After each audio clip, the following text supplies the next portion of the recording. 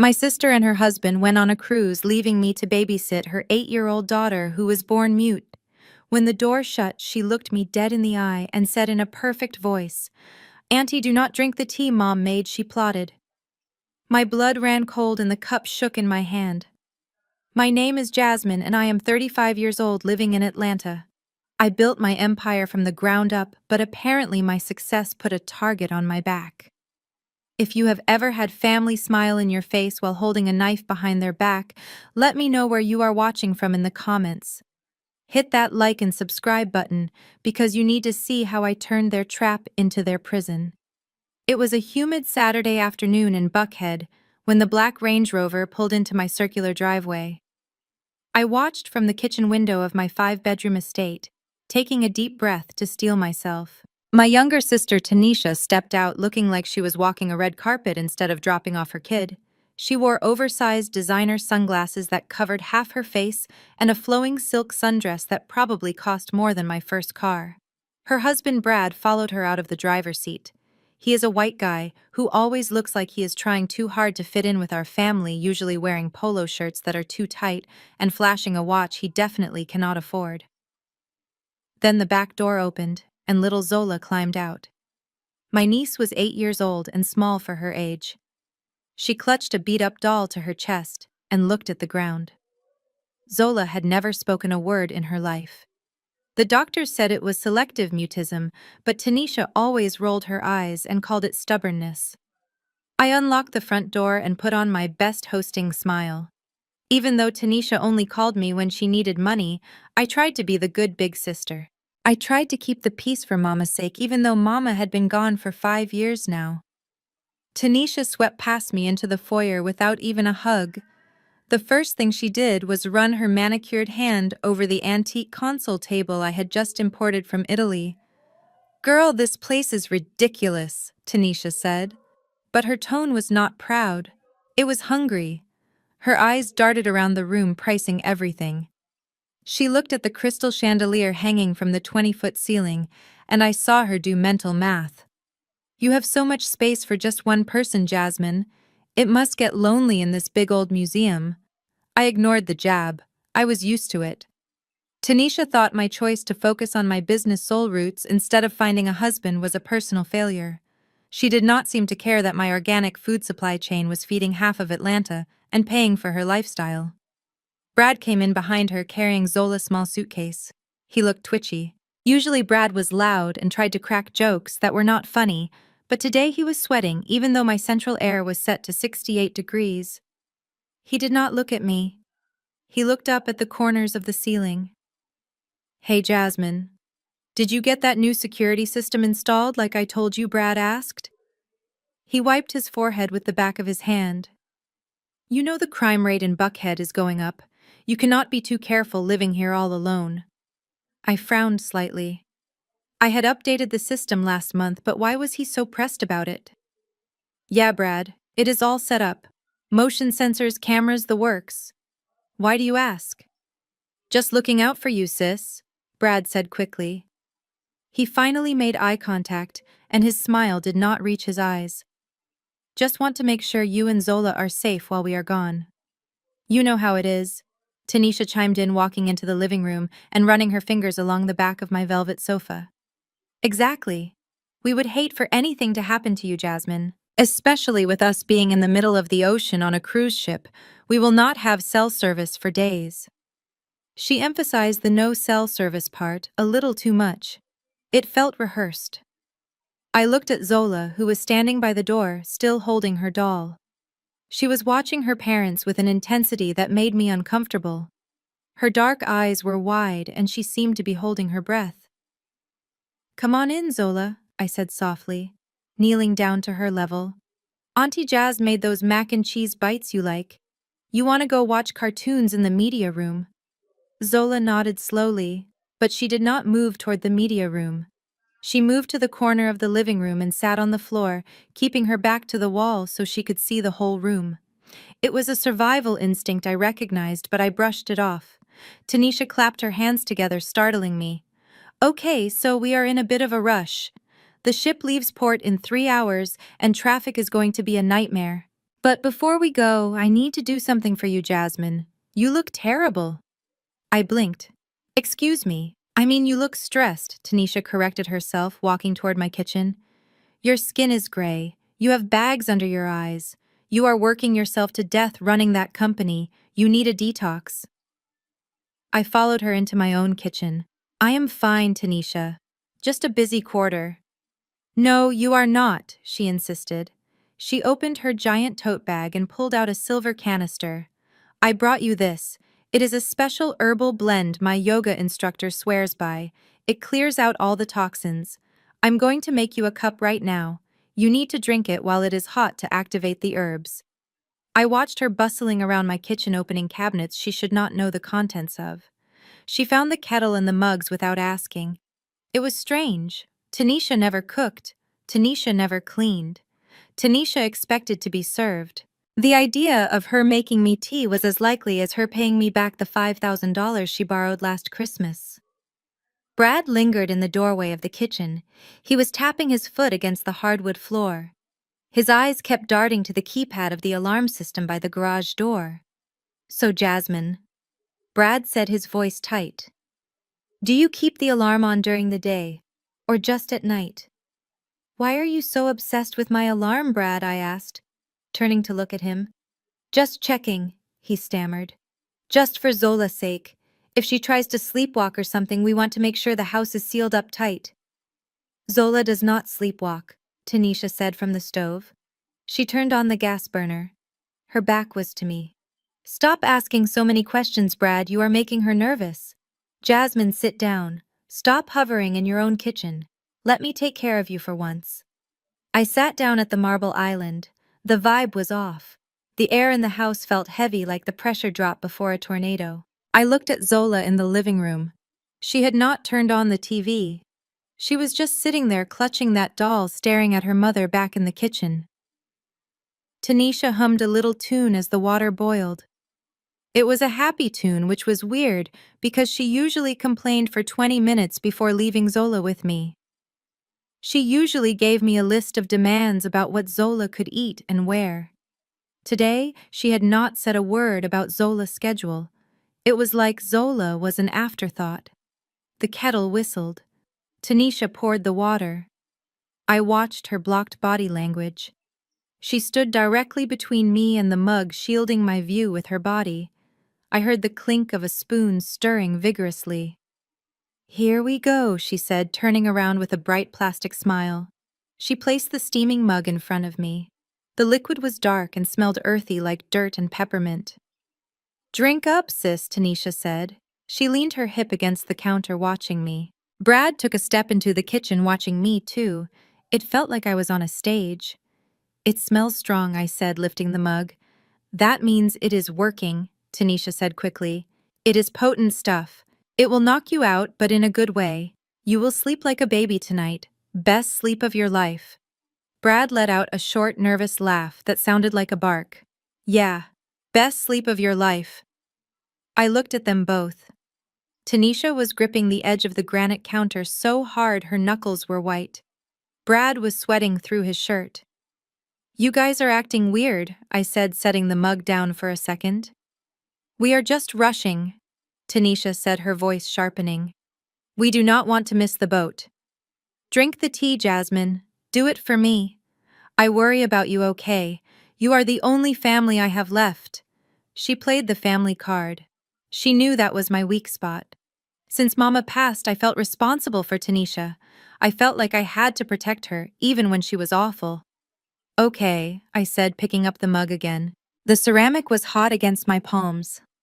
I blew on the steam. Tanisha checked her diamond-encrusted watch. Okay, we really have to bounce.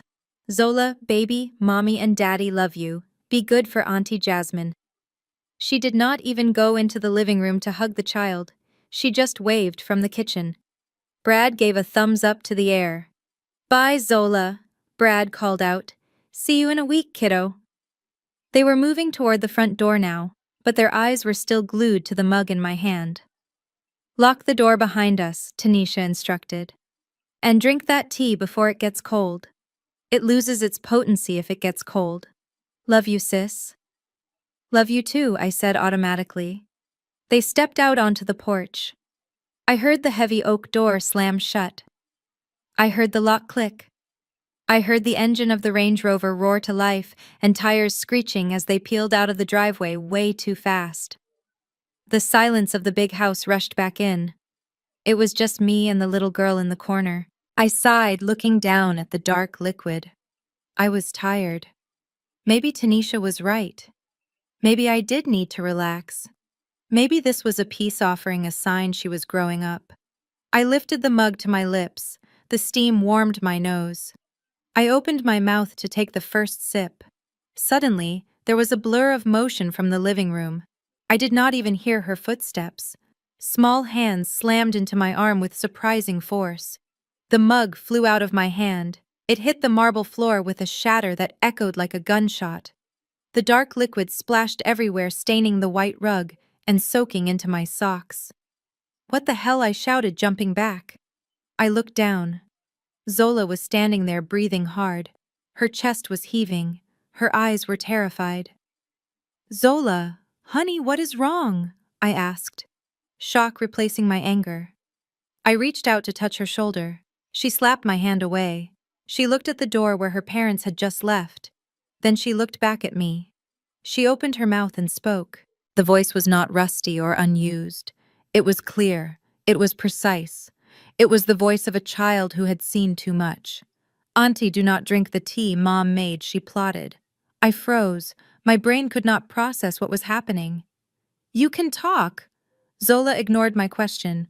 She pointed at the puddle of tea on the floor. Mom told Daddy that the stuff in the silver can would make your heart stop.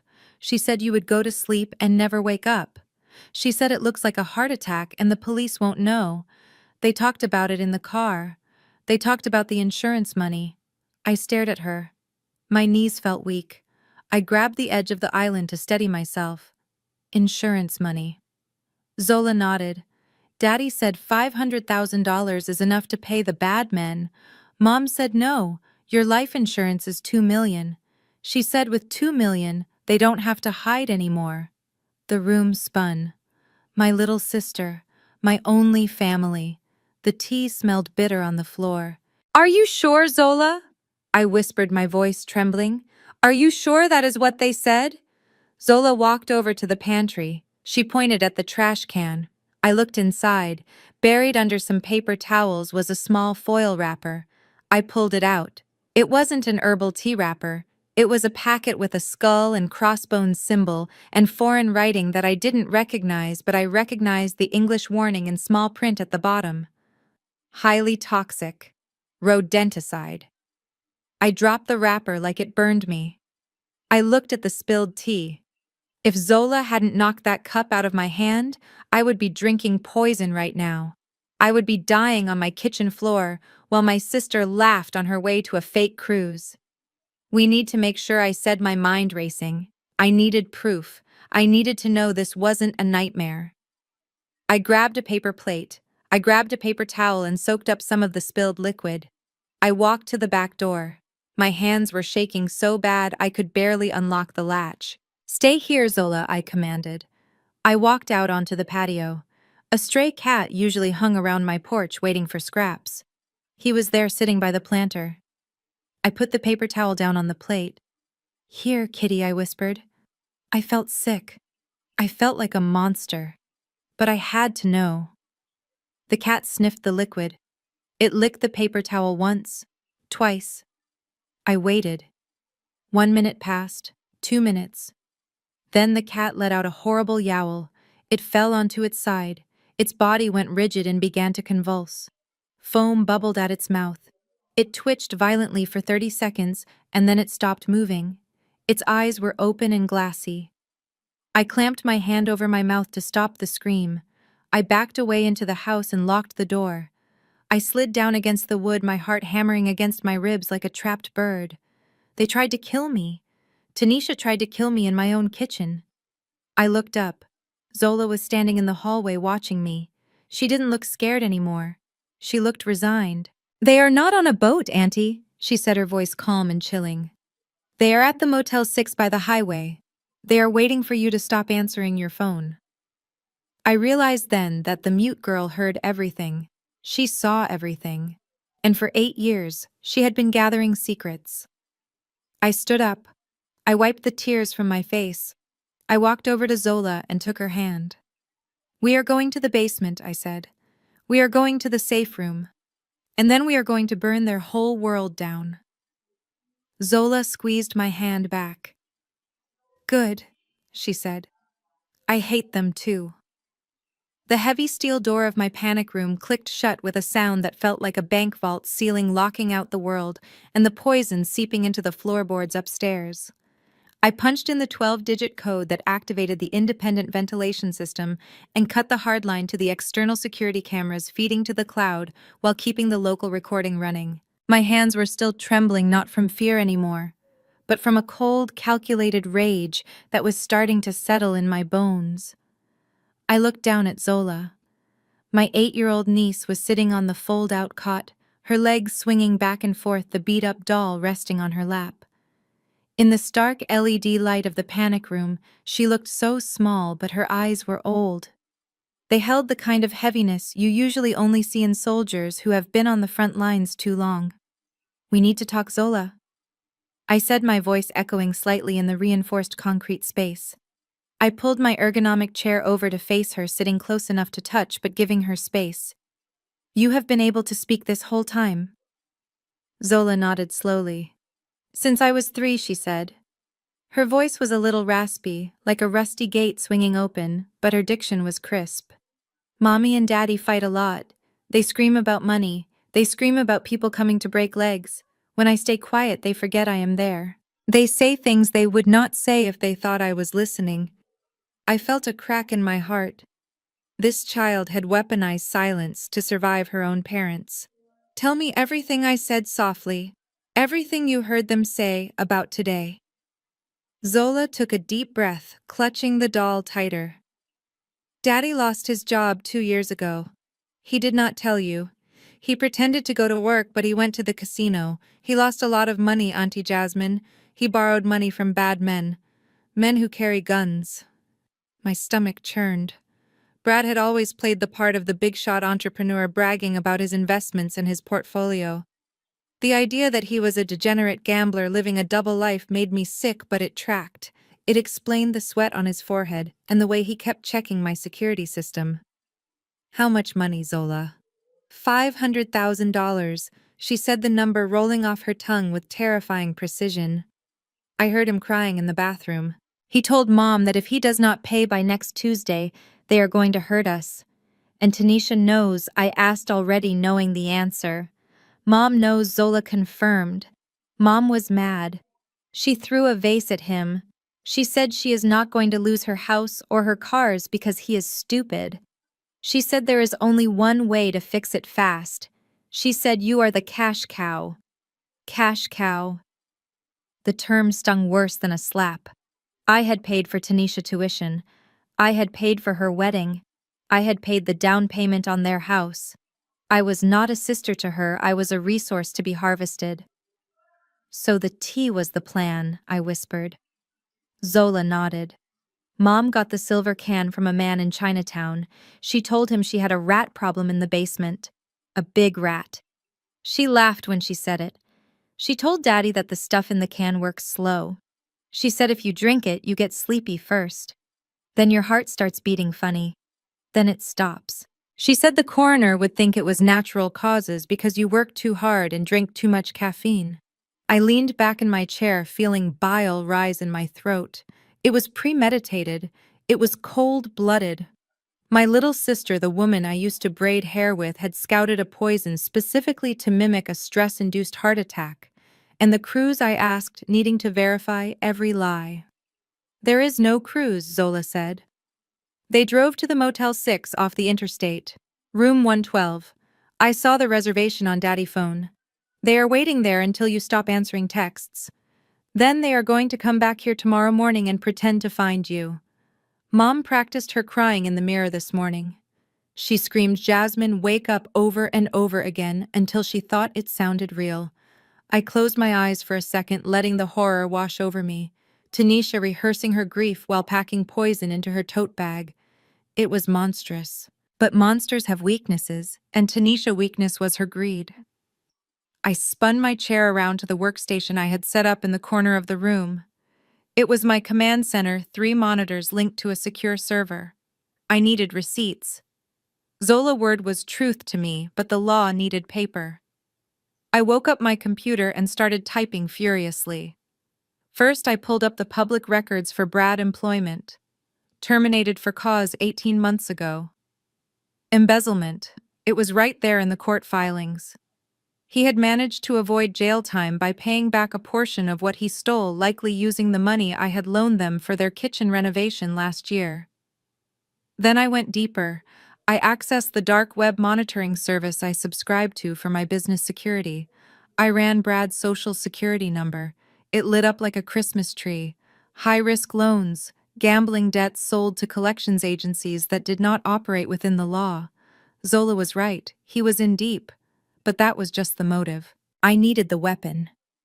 I logged into my primary email server. I have a standing rule that all my legal and financial alerts go to a secure folder that Tanisha did not know about. I scrolled back through the last 48 hours. Nothing stood out until I checked the trash folder. There it was. An email from a life insurance provider. Confirmation of policy activation. I clicked it open and my breath hitched. It was a term life insurance policy for $3 million. The insured was Jasmine Davis. The beneficiary was Tanisha Williams. The electronic signature was mine, or a very good forgery of it. I checked the metadata.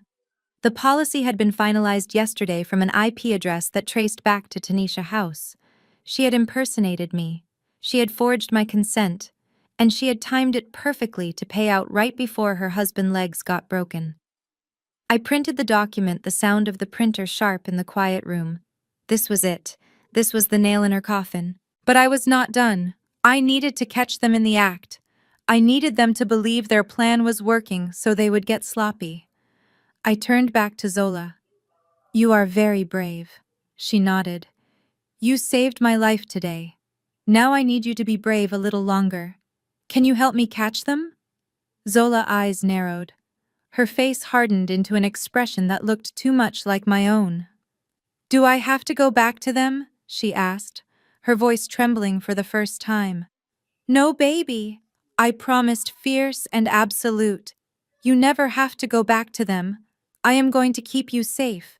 But we need to make them think they won. We need to make them think I drank the tea." Zola looked at the monitors, then back at me. A small, dark smile touched her lips. Mom hates it when things do not go her way. I grabbed my phone. It was time to start the performance of a lifetime. I checked the time. It had been an hour since they left.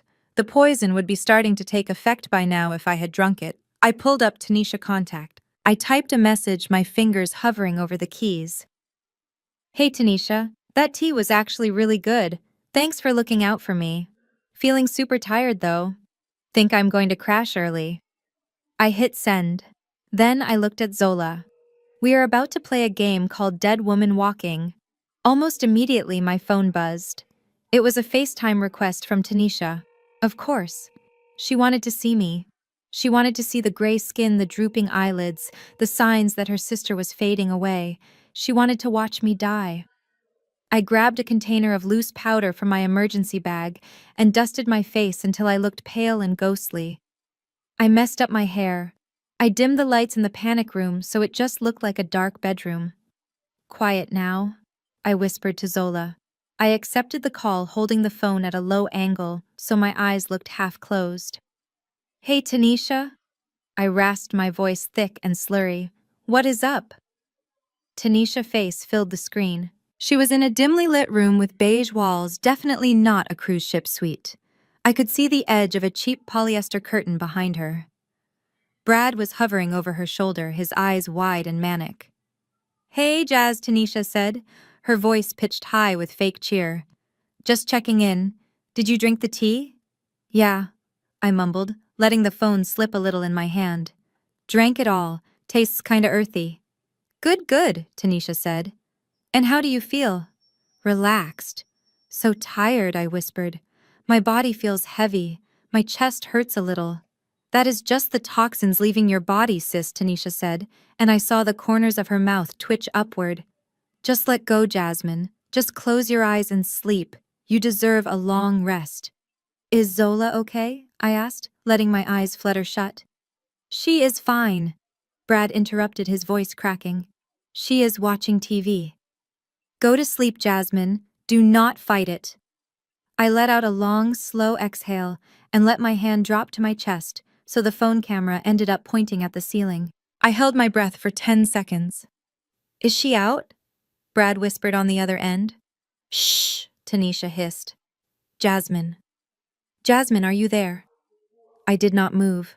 I did not breathe. Hang up, Tanisha said. We wait 3 hours. Then we call her landline. If she does not pick up, we drive back. They ended the call. I sat up and wiped the powder off my face. Zola was looking at me with awe. You are a good actor, Auntie, she said. I turned to my computer monitors. The game was on. They thought I was dying in my bedroom, but I was wide alive in my fortress. And I had work to do. I called my personal attorney, Sterling. He picked up on the second ring. Jasmine, it is Saturday night. This better be good. Sterling, I need you to open a file, I said, my voice ice cold. Attempted murder, insurance fraud, and child endangerment. And I need a private investigator at the Motel 6 off I-20 right now. I need photos of Tanisha and Brad entering and leaving room 112. There was a pause on the line. Who tried to kill you, Jasmine? My sister, I said. Ann Sterling. Yeah. Draft a petition for emergency custody of a minor. I am taking Zola. I hung up the phone. I looked at the security feed.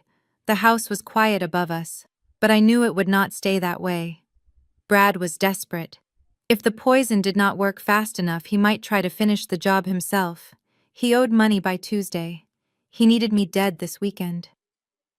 I pulled up the controls for the smart home system.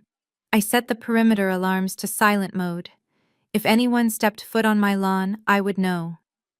We wait, I told Zola. We let them think they have won. And when they come back to collect the body, they are going to find a ghost who knows how to fight back. Zola climbed off the cot and walked over to me. She put her small hand in mine. Can we get ice cream when this is over? She asked. Baby, I said, pulling her onto my lap. When this is over, I will buy you the whole damn ice cream factory. We sat there in the silence of the panic room, watching the monitors, waiting for the monsters to come home. I grabbed Zola's hand, and we moved fast. The sight of that poor stray cat lying still in the grass was burned into my retinas, a gruesome preview of what was supposed to happen to me. My house, usually a sanctuary of high ceilings and sunlight, suddenly felt like a glass cage exposed from every angle. I needed to get underground. I needed to get to the one place Tanisha and Brad didn't know about. We hurried to the pantry and the kitchen. I pushed aside the heavy shelving unit, stocked with organic quinoa and artisanal spices, revealing the biometric panel hidden in the wall. I pressed my thumb against the scanner and typed in the code. A section of the wall hissed and popped open, revealing a narrow steel staircase plunging into darkness. Get in, baby, I whispered, ushering Zola inside. She didn't hesitate. She stepped into the dark like she had been waiting for this shadow world her whole life. I followed her and hit the seal button. The heavy door slid shut behind us, locking with a mechanical thud that vibrated through the floorboards. We were sealed in. The lights flickered on, automatically illuminating my sanctuary. Most people in Atlanta thought I spent my money on shoes or vacations, but I spent it on safety. Being a single woman with a 7-figure business meant you had to be paranoid. The room was lined with reinforced concrete, cool and gray. Along one wall was a bank of monitors linked to every camera on the property. Along the other was a server rack humming quietly, storing terabytes of data. I pulled out the rolling chair for Zola. Sit here, you are safe now. Nobody gets in here unless I say so. Zola sat down, clutching her doll. She looked around the room with wide eyes, taking in the glowing screens and the emergency rations stacked in the corner. She didn't look scared anymore, she looked impressed. Okay, Zola, I said, pulling up a second chair and rolling it close to her. My heart was still hammering a frantic rhythm against my ribs, but my mind was starting to sharpen into a cold, diamond-hard focus. We have to be quick. You said they are not on a cruise. You said they are at a motel. Zola nodded. She set the doll on her knees and smoothed its dress. They are at the Sleep Inn down on I-20, the one near the truck stop. Daddy paid cash. He said using a credit card leaves a digital footprint. I almost laughed. Brad, the man who couldn't figure out how to use a smart thermostat, was suddenly talking about digital footprints. They were playing spy games, but they were sloppy. Why are they hiding Zola? I asked, needing every detail. Why do they need the money so bad? I know Brad likes to gamble, but this feels desperate. They sold everything, Zola said, her voice quiet but steady. Mommy sold her big diamond ring last week. The one she said was in the shop for cleaning. She sold it to a man in a pawn shop for $8,000. She cried in the car afterwards. She said it was your fault she had to sell it because you wouldn't give them a loan. My jaw tightened. I had refused to give them a loan because the last time I gave them $50,000 for a business investment, they spent it on a trip to Dubai, and a lease on a Porsche, and the house. Zola continued, looking down at her hands. I heard Daddy on the phone with the bank man. He said something about a second mortgage. He said if they didn't pay the arrears by Friday, the bank was going to take the house. They are homeless, Auntie Jasmine.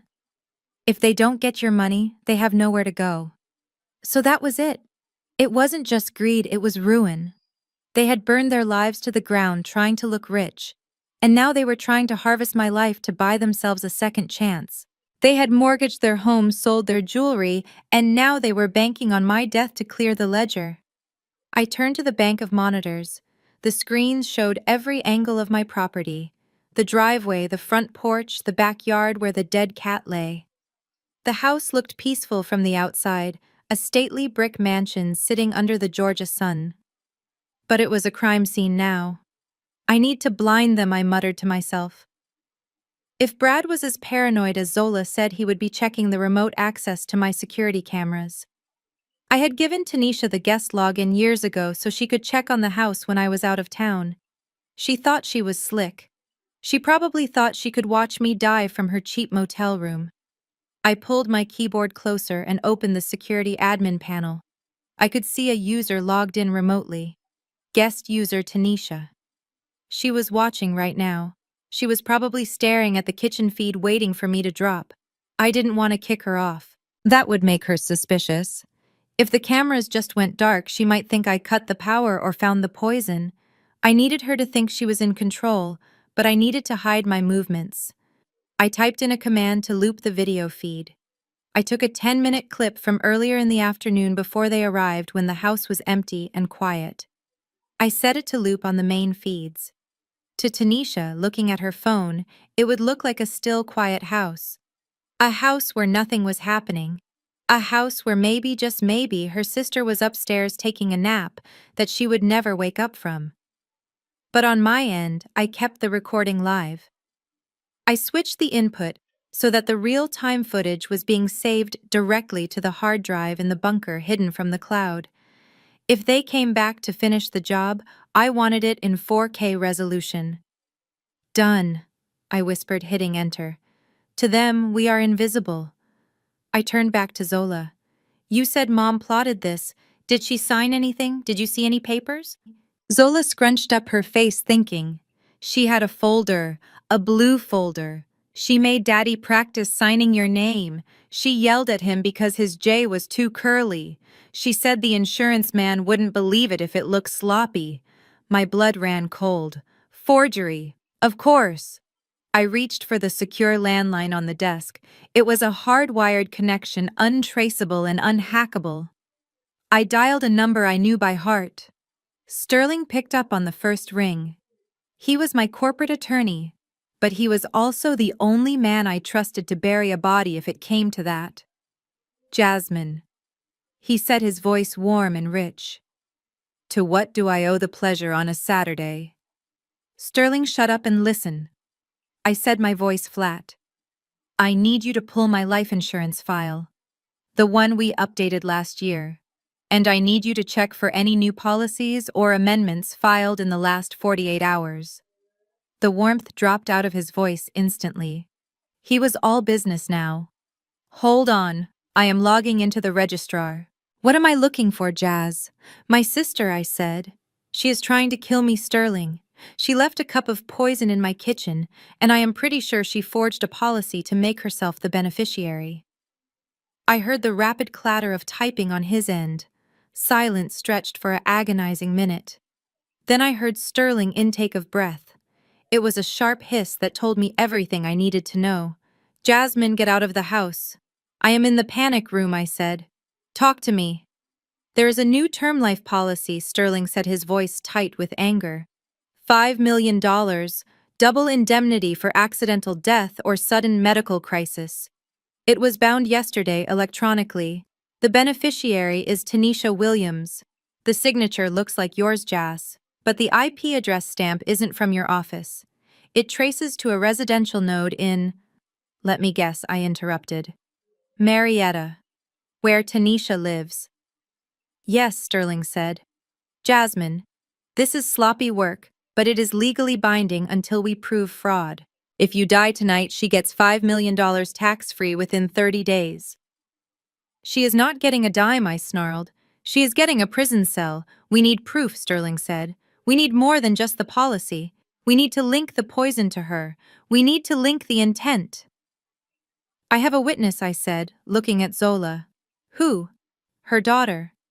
Zola. She talks Sterling, and she has been listening to them plan my murder for weeks. Sterling paused. The mute girl. She is not mute anymore, I said. She is the star witness. But Sterling, I need to know how deep this goes. Brad is in debt to loan sharks. Zola said they owe 500 grand. Check Brad financials. Check everything. I want to know who owns him. I am on it, Sterling said. But Jasmine, you need to sit tight. Do not let them know you know. If they think the plan failed, they might get desperate. They might try something violent. I looked at the monitors at the empty driveway and the dead cat. They were already violent. I am safe, I said. I looped the cameras. They think the house is empty.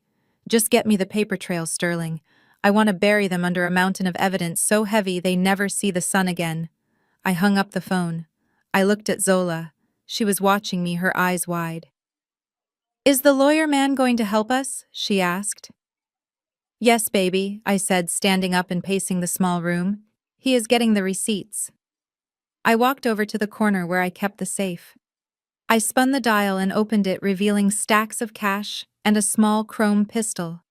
I stared at the gun for a second, then closed the safe. No. That was too easy. A bullet was too quick for what Tanisha had done. I didn't want them dead. I wanted them destroyed. I wanted them to lose everything the way they tried to make me lose everything. I sat back down at the computer. I pulled up the GPS tracker for Tanisha's car. I had installed it 2 years ago when I helped her lease the Range Rover. She had probably forgotten it was there. The dot blinked red on the map. It was stationary, right off the highway at the sleep-in, just like Zola said. They were sitting in a cheap motel room waiting for me to die. They were probably ordering pizza and talking about how they were going to spend my money, how they were going to redecorate my house, how they were going to erase me. I zoomed in on the map. I watched that little red dot. Enjoy your pizza, Tanisha, I whispered to the screen, because it is the last good meal you are going to have for a very long time. I turned to Zola. Are you hungry? She nodded. I have protein bars and dried mangoes in the crate, I said. It is not a cruise buffet, but it is safe. Zola smiled, a small, genuine thing that broke through the tension. I like mangoes. We sat there in the bunker eating dried fruit, while above us the sun began to set, casting long shadows over the house that was supposed to be my tomb. The game had changed. They thought they were the predators, but they had just locked themselves in a cage with something much scarier than a loan shark. They had messed with the wrong sister.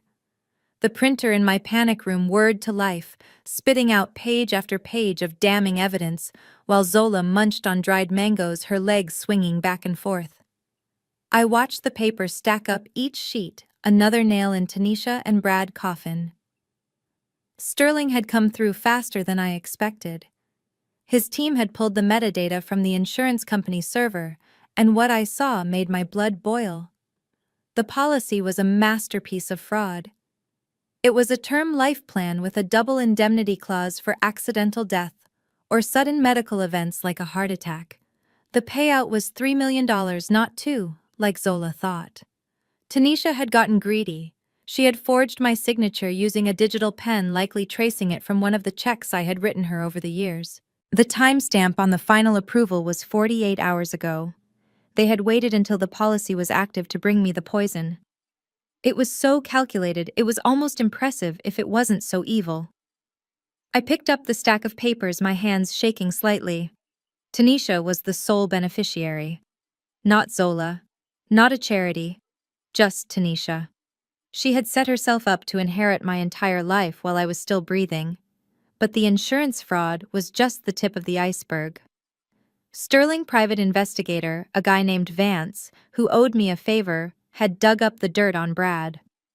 The report was on my screen now, and it was ugly.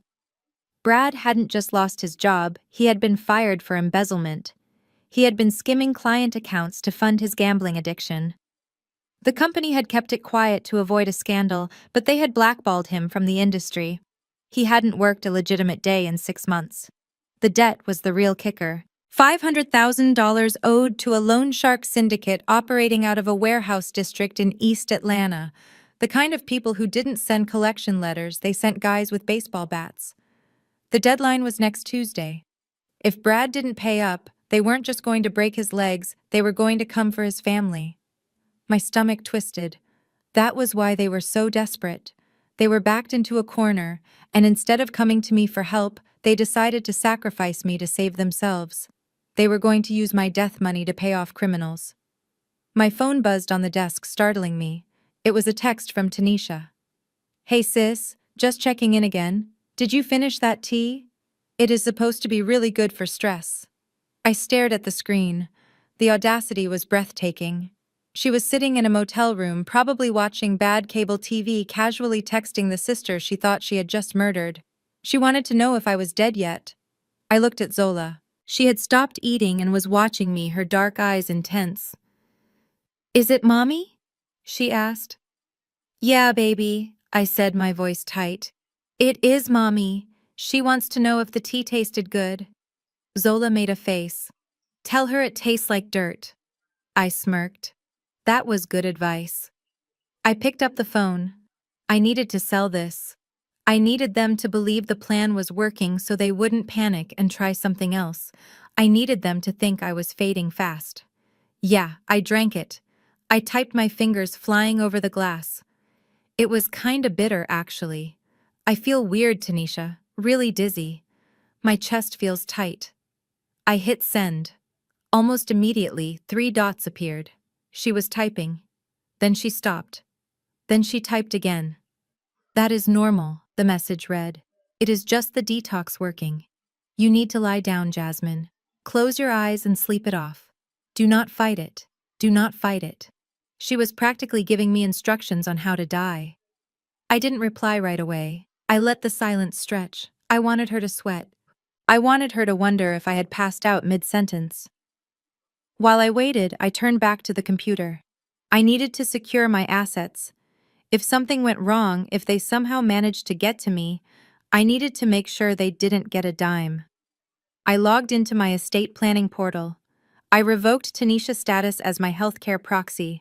I removed her from my will. Then I drafted a new emergency amendment. I, Jasmine Davis, being of sound mind, hereby designate Zola Williams as the sole beneficiary of my estate, to be held in trust until she is 25. I appoint Sterling Vance as the executor and legal guardian. I hit save and sent a copy to Sterling's secure server. "Zola," I said, turning to her. "Do you know what a trust fund is?" She shook her head. It means that no matter what happens to me, you are going to be taken care of, I said. Your mom and dad can never touch your money. It is yours. For school, for a house, for whatever you want. Zola looked at the screen, then back at me. Can I use it to buy a dog? I laughed, a short bark of sound in the quiet room. Yes, baby, you can buy a dog. You can buy 10 dogs. My phone buzzed again. Tanisha. Jasmine, you there? You okay? She was getting anxious. Good. Yeah, I typed back. Just dropped my phone. Hands are shaking. Think I am gonna lie down on the couch. Love you, T. Love you too, sis, she replied instantly. Sweet dreams. Sweet dreams. The phrase sent a chill down my spine. She was saying goodbye. She thought this was the last time she would ever text me. I looked at the security monitors. The sun had set and the estate was bathed in the orange glow of the security lights. It looked peaceful, but I knew better. The shadows were full of threats. Brad loan sharks might be watching. Tanisha might get impatient and come back early to stage the body. I needed to escalate. I needed to force their hand. I pulled up the contact for the private investigator, Vance. Vance. I need a favor, I typed. I need you to leak something to the loan sharks. Tell them Brad came into some money. Tell them his sister-in-law just died and left him a fortune. Vance replied within seconds. Dangerous game, Jasmine. You want them to come for him. No, I typed back. I want them to squeeze him. I want him to panic. I want him to make a mistake. Done, Vance said. I put the phone down. Now we wait. Brad would get a call soon. The sharks would hear about his sudden windfall, and they would want their cut immediately. Brad would freak out. He would pressure Tanisha to check on me to make sure I was really dead so they could claim the policy. They would come back here tonight, and when they did, I would be ready. I looked at Zola. She had curled up on the cot, her eyes drooping. Get some sleep, baby, I said softly. It is going to be a long night. She nodded and closed her eyes. I watched her sleep, the rhythmic rise and fall of her chest, the only peaceful thing in this nightmare. I vowed then and there that I would destroy them. Not just for me, but for her. For the 8 years of silence she had endured. For the childhood they had stolen. I turned back to the screens, watching the empty driveway, waiting for the headlights to cut through the dark. Waiting for my sister to come home and find out that the cash cow had horns. The phone buzzed against the metal desk of the panic room, vibrating like an angry hornet. I stared at the screen where Tanisha's name flashed alongside the FaceTime icon. She was impatient. She wanted to see the life draining out of me in real time. I took a deep breath, steadying my hands. This was the performance of a lifetime, and I could not afford a single slip. I grabbed the compact of translucent setting powder from my emergency kit. I didn't just dab it on, I caked it onto my cheeks and forehead, erasing the natural warmth of my skin until I looked gray and clammy. I rubbed a little dark eyeshadow under my eyes, creating hollows of exhaustion. I loosened my hair, messing up my usual sleek bun, so strands stuck to my face as if I were sweating out a fever. Get out of the frame, baby, I whispered to Zola, pointing to the spot on the floor beside my chair. Sit right there. Do not make a sound. If you need to tell me something, write it down. Zola nodded, her eyes wide and serious. She grabbed a notepad and a Sharpie, curling up in the shadow of the desk. She looked like a little spy in training. I adjusted the lighting in the panic room, dimming the overhead LEDs until the space was washed in shadows. On a low-resolution video call, the gray concrete walls would just look like the darkened corners of my master bedroom. I slumped in the chair, letting my head loll back against the headrest. I took a shallow breath, forcing my chest to hitch. Then I swiped answer. The connection flickered for a second before stabilizing. Tanisha's face filled the screen. She was holding the phone close, too close. I could see the pores on her nose and the excited glint in her eyes. Jasmine, she said, her voice pitched in a register of fake panic. Oh, thank God you picked up. I was getting so worried. You stopped texting back. I let my eyes drift half shut, focusing on a point just past the camera lens. "Hey, Tanisha," I rasped, forcing my voice to sound thick and heavy, like my tongue was too big for my mouth. I fell asleep. I think." "You look terrible, sis," Tanisha said. She didn't sound worried, she sounded satisfied. "You look really pale. Are you sweating?" "Yeah," I mumbled, lifting a shaking hand to wipe my forehead. "It is hot in here. Why is it so hot? My chest feels like there is a brick sitting on it." "That is the detox," Tanisha said quickly. She licked her lips. "Listen, Jazz, you need to ride it out. Do not call a doctor, okay? They will just pump your stomach and ruin the cleanse.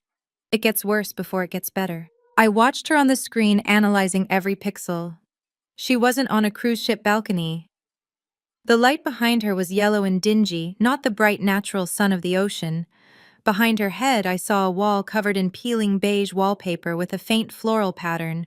To her left, there was a lamp with a crooked shade, the kind you see in roadside motels that charge by the hour. You said you were on the boat," I wheezed, letting a little cough rattle in my throat. "We are," Tanisha lied smoothly. "We are in the cabin. The reception is bad inside, so I cannot show you the view. But it is beautiful, Jasmine. You would love it." She shifted the phone slightly, and I saw movement in the background. A figure passed behind her, a shadow against the beige wall. It was Brad. He was wearing an undershirt, pacing back and forth. He stopped and leaned in toward Tanisha, not realizing he was visible in the corner of the frame. He made a cutting motion across his throat, then tapped his wrist, mouthing something. "Is she out yet?" I fought the urge to scream. I fought the urge to tell them I saw them in their cheap little rat trap, waiting for my heart to stop. Instead, I let my head drop forward, chin to chest. "I feel so dizzy, Tanisha," I whispered. "The room is spinning. Just close your eyes, Jasmine," Tanisha said, her voice dropping an octave, soothing and predatory. "Let go. Stop fighting it. Think about Mama. Think about how peaceful it is to just sleep." I felt a tug on my pant leg. I glanced down without moving my head. Zola was holding up the notepad. Her handwriting was blocky but legible. "Mom is smirking. That is the face she makes when she wins at spades." I looked back at the screen. Zola was right.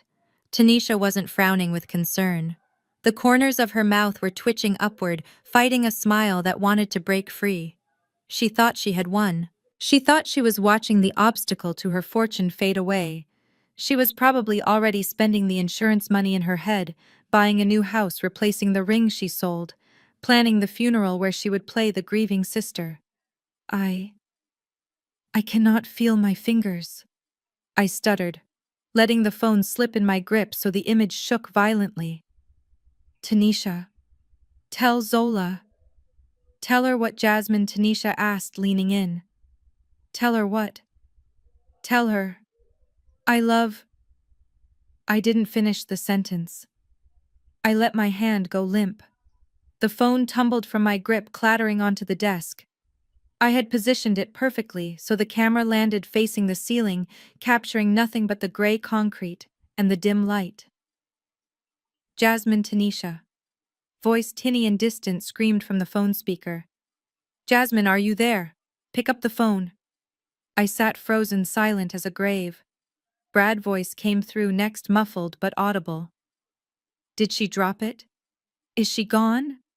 "I don't know," Tanisha hissed. "She looked bad, Brad. She looked gray." She stopped talking mid-sentence. "Check the pulse," Brad said. "I cannot check her pulse through a phone, you idiot," Tanisha snapped. "But she dropped it. She said she couldn't feel her fingers. That is what the guy said would happen. Paralysis, then cardiac arrest." "So we are good?" Brad asked. "Can I call the guys? Can I tell them we have the money?" "Not yet," Tanisha said. We wait. We wait 10 minutes. If she doesn't move, if she doesn't pick up the phone, then we know. Then we drive over there. We have to be the ones to find her, remember? We have to call 911 and say we came back because we were worried. It has to look like we tried to save her. I listened to them plotting my discovery, plotting the performance they would give over my dead body. My hands were clenched into fists so tight my nails were digging into my palms. The rage was a cold fire in my gut, burning away the fear, burning away the sadness. They were monsters. And they were coming to my house. "Hello," Tanisha said one last time. "Jasmine, if you can hear me, wake up. Please wake up." It was the worst acting I had ever heard. I reached out a finger and silently tapped the end call button. The line went dead. The room fell silent. I sat up, wiping the powder from my face with my sleeve. I looked at Zola. She had put the notepad down and was hugging her knees, rocking slightly. "They are coming, Auntie," she whispered. "Yes," I said, standing up. "They are coming." I walked over to the security console. My plan had worked perfectly. They believed the lie. They believed I was helpless, incapacitated, dying alone in the dark. They were going to drive over here expecting a corpse. They were going to walk into my house expecting to play the heroes who arrived too late. But they were walking into a trap. I checked the time. If they were at the Motel 6 off I-20, it would take them about 45 minutes to get here with traffic. Maybe 30, if Brad drove like a maniac, which he probably would. "We have time," I told Zola. "But not much." I needed to escalate. The video call was good. It confirmed their location, it confirmed their intent, and it confirmed that Brad was the one pushing the timeline because of his debts. But it wasn't enough. I needed a confession. I needed them to say it out loud in a room where there was no doubt about what they were doing. I needed to get them to the hospital. My house was too uncontrolled. If they came here and found me alive, they might try to attack me physically. Brad was desperate enough to use his hands if the poison failed.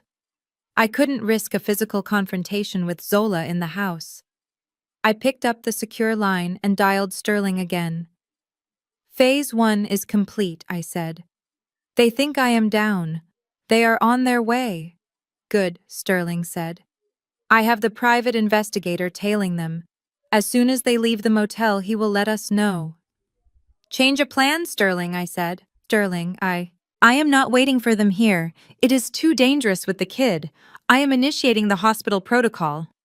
"You sure about that?" Jas Sterling asked. "Once you go to the hospital, you lose the home field advantage." "I know," I said. "But I have a friend at Mercy General. Dr. Patel. She owes me. I need you to call her. Tell her I am coming in with suspected poisoning. Tell her I need a private room in the VIP wing. No records in the main system. And Sterling, I need you to get the AV team over there. I need that room rigged with cameras and mics before I arrive." "You are going to stage it there?" Sterling asked, sounding impressed. "I am," I said. "I am going to let them think they won right up until the moment I bury them." "Consider it done," Sterling said. "Get moving, Jasmine. You have 30 minutes before they get close." I hung up. I turned to Zola. "Okay, baby. We are going on a little trip," I said. "We are going to the hospital. But you are not sick. I am going to pretend to be sick again. Can you be my helper?" Zola stood up, clutching her doll. "I can help. I can watch them." I grabbed my go bag. I grabbed the hard drive with the security footage. I grabbed the sample of the poisoned tea I had saved in a vial. "Let us go," I said, unlocking the panic room door. We moved quickly through the house. It felt tainted now, like the walls had absorbed the malice of my sister's visit.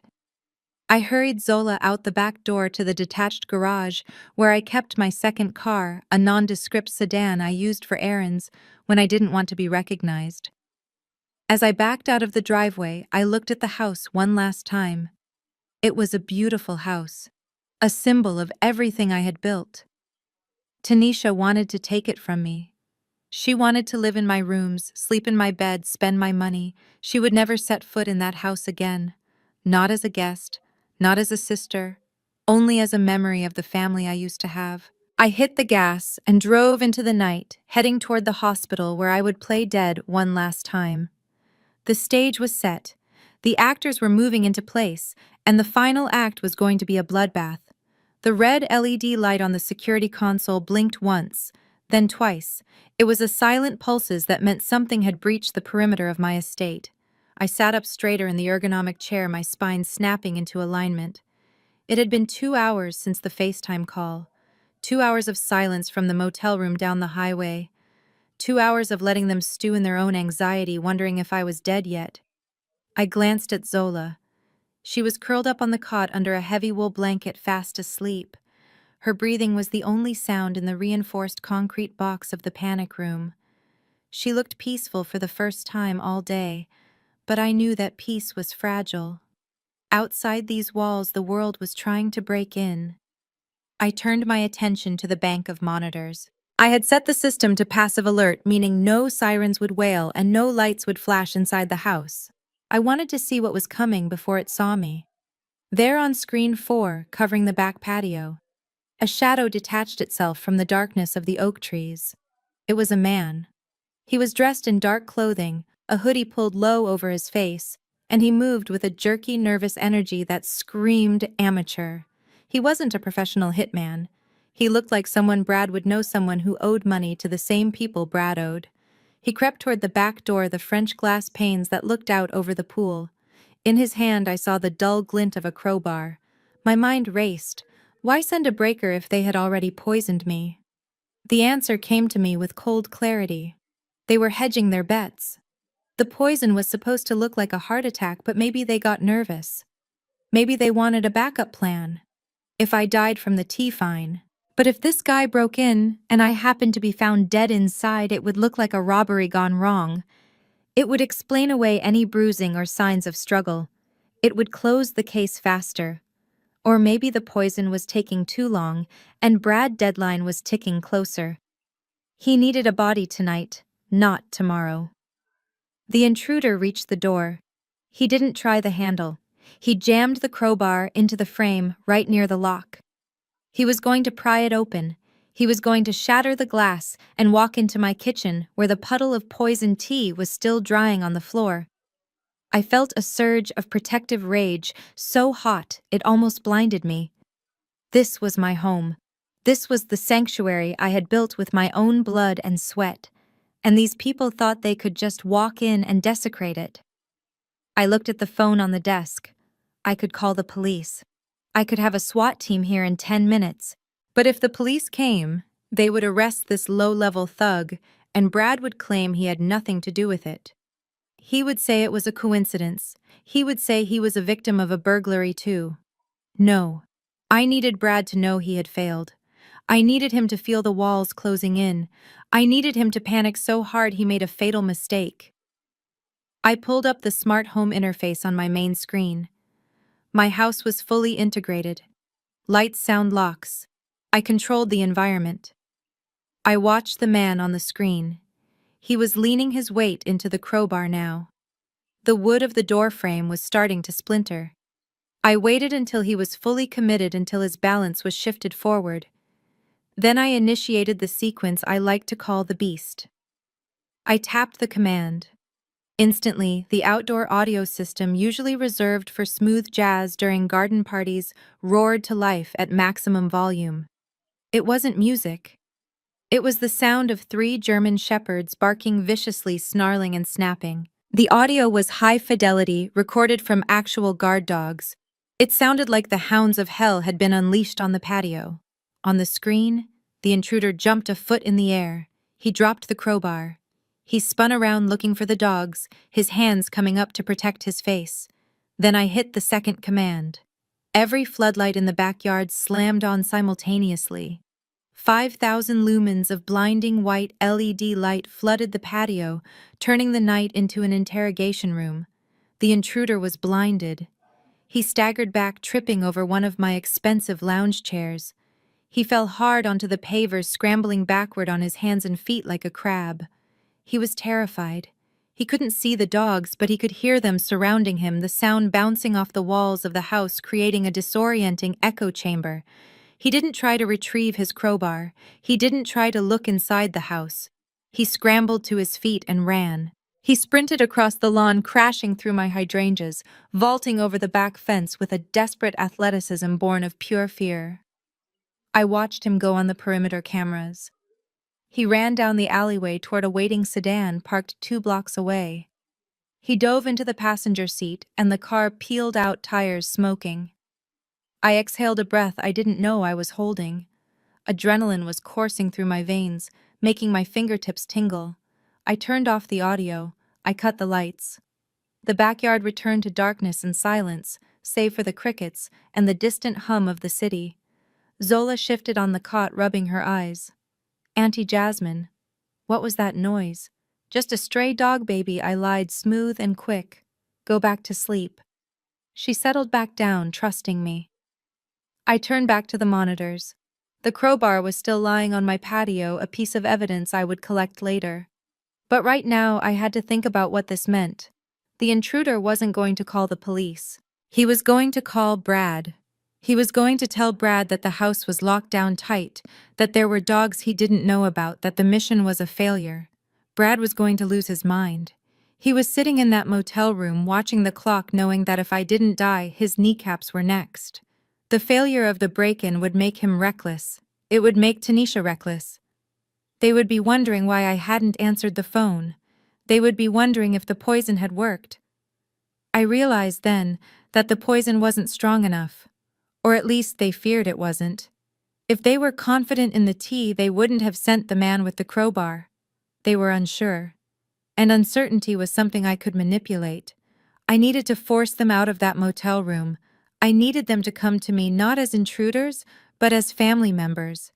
I needed them to walk into a trap they couldn't run from. If I just stopped answering, they might wait until morning. They might wait until it was reasonable to come check on me. I couldn't wait that long. I needed this ended tonight. I picked up my phone. I wiped the screen with my thumb. I needed to send a message that would terrify them but also pull them in like a magnet. I needed to confirm their worst fears and their highest hopes all at once. I opened the text thread with Tanisha. The last message was her telling me to have sweet dreams. I typed slowly, my hands steady now. "Tanisha. Help." I threw up blood. So much blood. I can't feel my legs. I paused. That would scare them. That would make them think the poison was working but messy. But it might make them stay away to avoid the mess. I needed to add the hook. "I am scared. I am calling 911. I need an ambulance." That was it. That was the trigger. If I called 911, the paramedics would come. They would find me. They would find the poison. There would be an investigation, an autopsy. Questions. Tanisha and Brad couldn't afford questions. They needed a quiet death. They needed a heart attack in sleep. They needed to get to me before the ambulance did. They needed to stop me from talking. I hit send. Then I powered off the phone immediately. They would be calling me right now. They would be panicking. They would be scrambling out of that motel room, piling into the Range Rover, speeding down the highway to get to my house before the sirens wailed. They would think they were racing to silence a dying woman. They would think they could get here, enter the house, maybe finish me off with a pillow before the authorities arrived. But they weren't going to find me here. I stood up and walked over to Zola. I shook her gently. "Baby, we have to go now," I said. She sat up, instantly alert. "Are the bad men coming back?" "The bad men are gone," I said. "But Mommy and Daddy are coming. And we are not going to be here when they arrive." I grabbed the go bag I had prepared earlier. It had cash, my hard drives, the vial of tea, and the documents Sterling had sent. I grabbed the crowbar off the screen, mentally reminding myself to pick it up on the way out. "We are going to the hospital," I told Zola as I led her out of the panic room and toward the back of the house. "Why?" Zola asked, trotting to keep up with my long strides. "Are you sick, Auntie?" "No," I said, pushing open the back door into the humid night air. "But I am going to play sick, and we are going to catch them in a lie so big they will never climb out of it." I scooped up the crowbar from the patio using a tissue so I didn't smudge the intruder prints. I tossed it into the bushes near the garage. "Let the police find it later." We got into my second car, a nondescript sedan I kept for emergencies. I didn't turn on the headlights until we were down the street. As I turned onto the main road, I checked the rearview mirror. The street was empty, but I knew they were coming. I could feel their desperation like a physical weight in the air. They were racing toward a house that was empty, and while they were breaking down my front door looking for my body, I would be checking into the VIP wing of Mercy General, setting the stage for their final performance. I dialed Sterling on the car's Bluetooth. "The bait is taken," I said, as I merged onto the highway. I told them I called 911. They will be at the house in 20 minutes. "And you?" Sterling asked. "I am 10 minutes from the hospital. Is Dr. Patel ready?" "She is ready," Sterling said. "Room 402. It is wired for sound and video. The feed goes directly to my cloud server." "Perfect," I said. "One more thing," Jasmine Sterling said, his voice grim. "The loan sharks. Vance says they put a bounty on Brad Head. If he doesn't pay by Tuesday, they aren't just going to hurt him. They are going to erase him. He is a walking dead man. He is dangerous, Sterling." A cornered rat bites. "Be careful, Jazz." I hung up. I looked at Zola in the passenger seat. She was clutching her seatbelt, looking out the window at the city lights blurring by. "We are almost there, baby," I said. "Just a little more acting, okay?" She nodded. She didn't look scared anymore. She looked determined. She was my silent witness, my partner in this war. I pressed the accelerator. The engine roared. We were racing toward the finish line, and Tanisha and Brad didn't even know the race had started. The nurse Jessica bustled around the room, checking monitors and adjusting the IV line with practiced efficiency. She was part of the plan briefed by Dr. Patel, but her performance was flawless. She treated me like a piece of furniture, checking the fake readouts and scribbling notes on my chart while Tanisha put on her grieving sister act.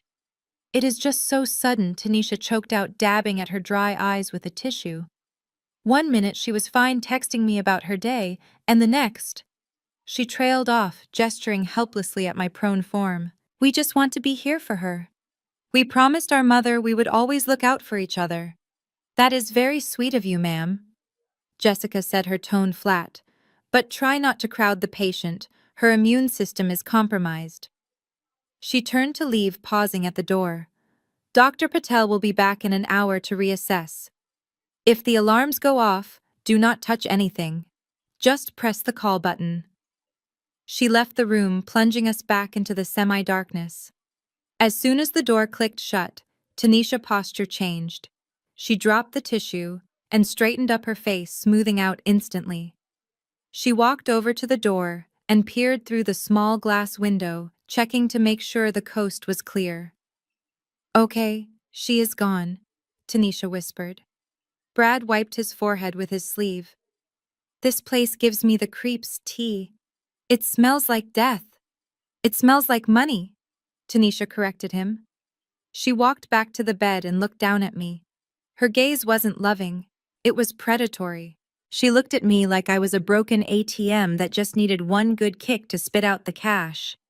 "We cannot just sit here," Brad said, pacing the small room, his shoes squeaking on the linoleum. "What if she hangs on for days? The doctor said she was fighting." "She is not fighting," Tanisha said, dismissing his concern. "She is fading. I can feel it. But we need to be ready. When she goes flatline, we need to have the paperwork ready. Did you bring the folder?" Brad patted his jacket pocket. "Yeah, I got the claim forms. And the power of attorney just in case she wakes up and is, you know, a vegetable." Tanisha let out a short, cruel laugh. "A vegetable works too. If she is brain dead, I get power of attorney. I can pull the plug myself. That might be even better. We can play the mercy card." Oh, it is what Jasmine would have wanted. I listened to them, my heart burning with a cold fury. Power of attorney. They had really thought of everything. They were prepared to legally murder me if the poison failed to finish the job. "Hey, look at this," Brad said. I heard the sound of a zipper. He was going through my purse. I had left it on the chair in the corner part of the staging. "What are you doing?" Tanisha hissed. Looking for her wallet, Brad said. I need the bank cards. If she dies tonight, the accounts might get frozen for a few days while the death certificate processes. We need cash now, Tanisha. The guys said they want an installment by tomorrow morning or they are coming to the motel. My purse rustled as he dug through it. Here we go, Brad muttered. Platinum Amex. Chase Sapphire. Nice. Do you know the pins? Tanisha asked. I know her birthday, Brad said. And her address. I can probably guess it. Or I can just use it online. Buy some gift cards, convert them to crypto. Easy. Put it back, Tanisha snapped. Not yet. If the nurse comes back and sees you robbing her purse while she is dying, it will look suspicious. Wait until she is gone. Then we take everything. The purse, the jewelry, the phone. We scrub the phone, Tanisha. We delete the texts. Right, Brad said. I heard the snap of my purse closing. They settled into the uncomfortable visitor chairs flanking the bed. Brad started tapping his foot, a nervous rhythm that vibrated through the floor. Tanisha hummed a low tune scrolling through her phone. I lay there, the beep of the monitor counting down the seconds. My body ached from staying still. My throat was dry from the oxygen, but my mind was racing. I had them. I had the pinch. I had the conversation about smothering me. I had the admission about the insurance fraud and the power of attorney. I had Brad looting my purse. It was all on the cloud server now, safe with Sterling. But I needed the finale. I needed the confession that would lock them away forever. I needed to wake up. Not yet, not fully, but just enough to terrify them. Just enough to make them say the quiet parts out loud. I waited another 20 minutes until the rhythm of the room settled. Brad had stopped tapping his foot. Tanisha had stopped humming. I let out a low moan. It was soft at first, a guttural sound from the back of my throat. The room went deadly silent. What was that? Brad whispered. I moaned again, louder this time. I let my head roll to the side on the pillow. I fluttered my eyelids just a fraction. She is waking up, Brad hissed, panic rising in his voice. Tanisha, she is waking up. Do something. She cannot be waking up, Tanisha said, her voice tight. The poison. It is a neurotoxin. It shuts down the brainstem. I let my hand twitch. I reached out blindly, my fingers grasping at the sheets. Help! I croaked. The word was barely a whisper, dry and broken. Tanisha jumped up. She loomed over me again. Jasmine, she said urgently. Jasmine, go back to sleep. Help me. I groaned, opening my eyes just a sliver. It hurts. Tanisha.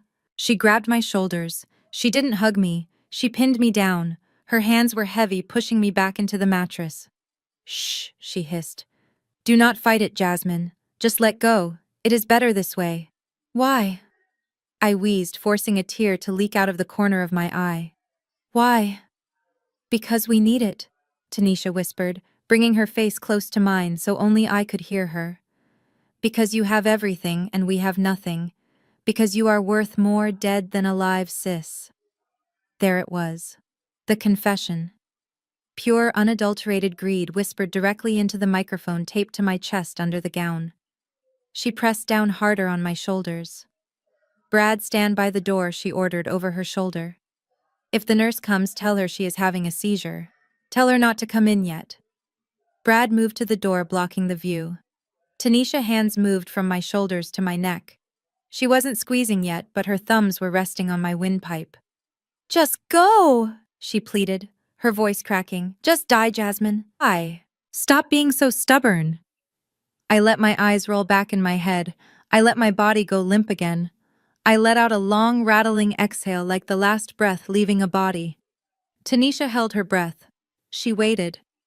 Is it done? Brad asked from the door. I think so, Tanisha whispered. She took her hands off my neck. She watched me for a long minute. Yeah, I think she is gone. She straightened up, smoothing her dress. Okay. Call the doctor now. Cried Brad. Cry like you mean it. Brad opened the door and yelled into the hallway. Help! Help! Something is wrong. As footsteps came running toward the room, I lay there still as stone, my heart burning with triumph. They thought the show was over. They thought the curtain had fallen. But the encore was going to be a killer. The room was chaos for a moment, doctors and nurses swarming around the bed, checking monitors and shouting medical jargon. I lay limp, letting them jostle me. My eyes closed, my breathing shallow. I heard Tanisha sobbing in the background, a performance worthy of an Academy Award. Brad was pacing, muttering about how tragic it all was. Dr. Patel cleared the room of the extra staff, leaving only herself, Tanisha, and Brad. The silence that followed was heavy and suffocating. I am afraid the prognosis is grim, Dr. Patel said, her voice grave and professional. The toxins have caused severe neurological damage. Her organs are shutting down one by one. Oh God, no, Tanisha wailed, clutching her chest. My sister. My poor sister. Is there anything you can do, doctor? Anything at all? We have done everything we can, Dr. Patel said. At this point, it is just a matter of time. She is in a deep coma. It is unlikely she will wake up. She could pass within the hour, or she could linger until morning. But I want to be honest with you. It does not look good. Is she in pain? Brad asked, his voice shaky. No. Dr. Patel assured him. She cannot feel anything. She is not aware of her surroundings. I suggest you take this time to say your goodbyes. These are likely her final moments. I will give you some privacy. Thank you, Dr. Tanisha whispered. Thank you for trying. I heard Dr. Patel's footsteps recede, the click of the door closing, and then the heavy silence of the room. For a full minute, no one moved. No one spoke. The only sound was the rhythmic beeping of the heart monitor, a slow, steady cadence that counted down the seconds of my life, or so they thought. Then Tanisha stopped crying, the sobbing cut off, instantly replaced by a sharp intake of breath. Is she gone? Brad whispered. No, Tanisha hissed. Look at the monitor. The line is still moving. She is still holding on. Stubborn bitch. My heart slammed against my ribs, but I kept my breathing even. Stubborn bitch. That was what she called me. Not sister, not family. Bitch. We do not have time for this, Brad said, his voice rising in panic. The doctor said she could linger until morning. Tanisha, if she is not dead by sunrise, the loan sharks are going to start breaking fingers. We need that death certificate dated today. She will die, Tanisha snapped. The doctor said her organs are shutting down. The poison is working, Brad. It is just slow. It is too slow, Brad argued. Look at her. She looks fine. She looks like she is sleeping. What if she wakes up? What if the poison wears off? She is not going to wake up, Tanisha said, her voice cold. Did you hear the doctor? Neurological damage. Even if she opens her eyes, she is a vegetable. She cannot talk. She cannot tell anyone what we did. I fought the urge to open my eyes and glare at her. Vegetable. I would show her who was a vegetable when I was testifying against her in court. We need to make sure, Brad insisted. We need to speed this up. Maybe we can pinch the tube. You know, the oxygen. Just for a minute. Just to tip her over the edge. Are you crazy? Tanisha hissed. There are cameras in the hallway. If the alarms go off and the nurses run in and see you holding the tube, we are done. We have to wait. It has to look natural. Brad groaned, a sound of pure frustration. I hate this. I hate waiting. I need a drink. Check her bag, Tanisha ordered. The big leather one. She always carries cash. And find her phone. We need to unlock it before she gets cold. Her thumbprint won't work if the circulation stops. I heard the rustle of fabric as Brad moved to the chair where my bag was. I felt a phantom twitch in my hand, wanting to grab his wrist and twist it, but I stayed still. Got it, Brad muttered. Damn, this thing is locked tight. Biometric and passcode. Use her thumb, Tanisha said. Just do it, Brad. She cannot feel it. I felt Brad's warm, sweaty hand grab my wrist. He lifted my hand, his fingers rough against my skin. He pressed my thumb against the phone sensor. Nothing, Brad cursed. It is not reading. Her hands are too cold or something. Try again, Tanisha snapped. Wipe her thumb off. Maybe it is sweaty. He rubbed my thumb with his shirt rough and abrasive. He pressed it again harder this time, jamming my digit against the glass. Still nothing, Brad said, throwing my hand back onto the bed. It is useless. We need the passcode.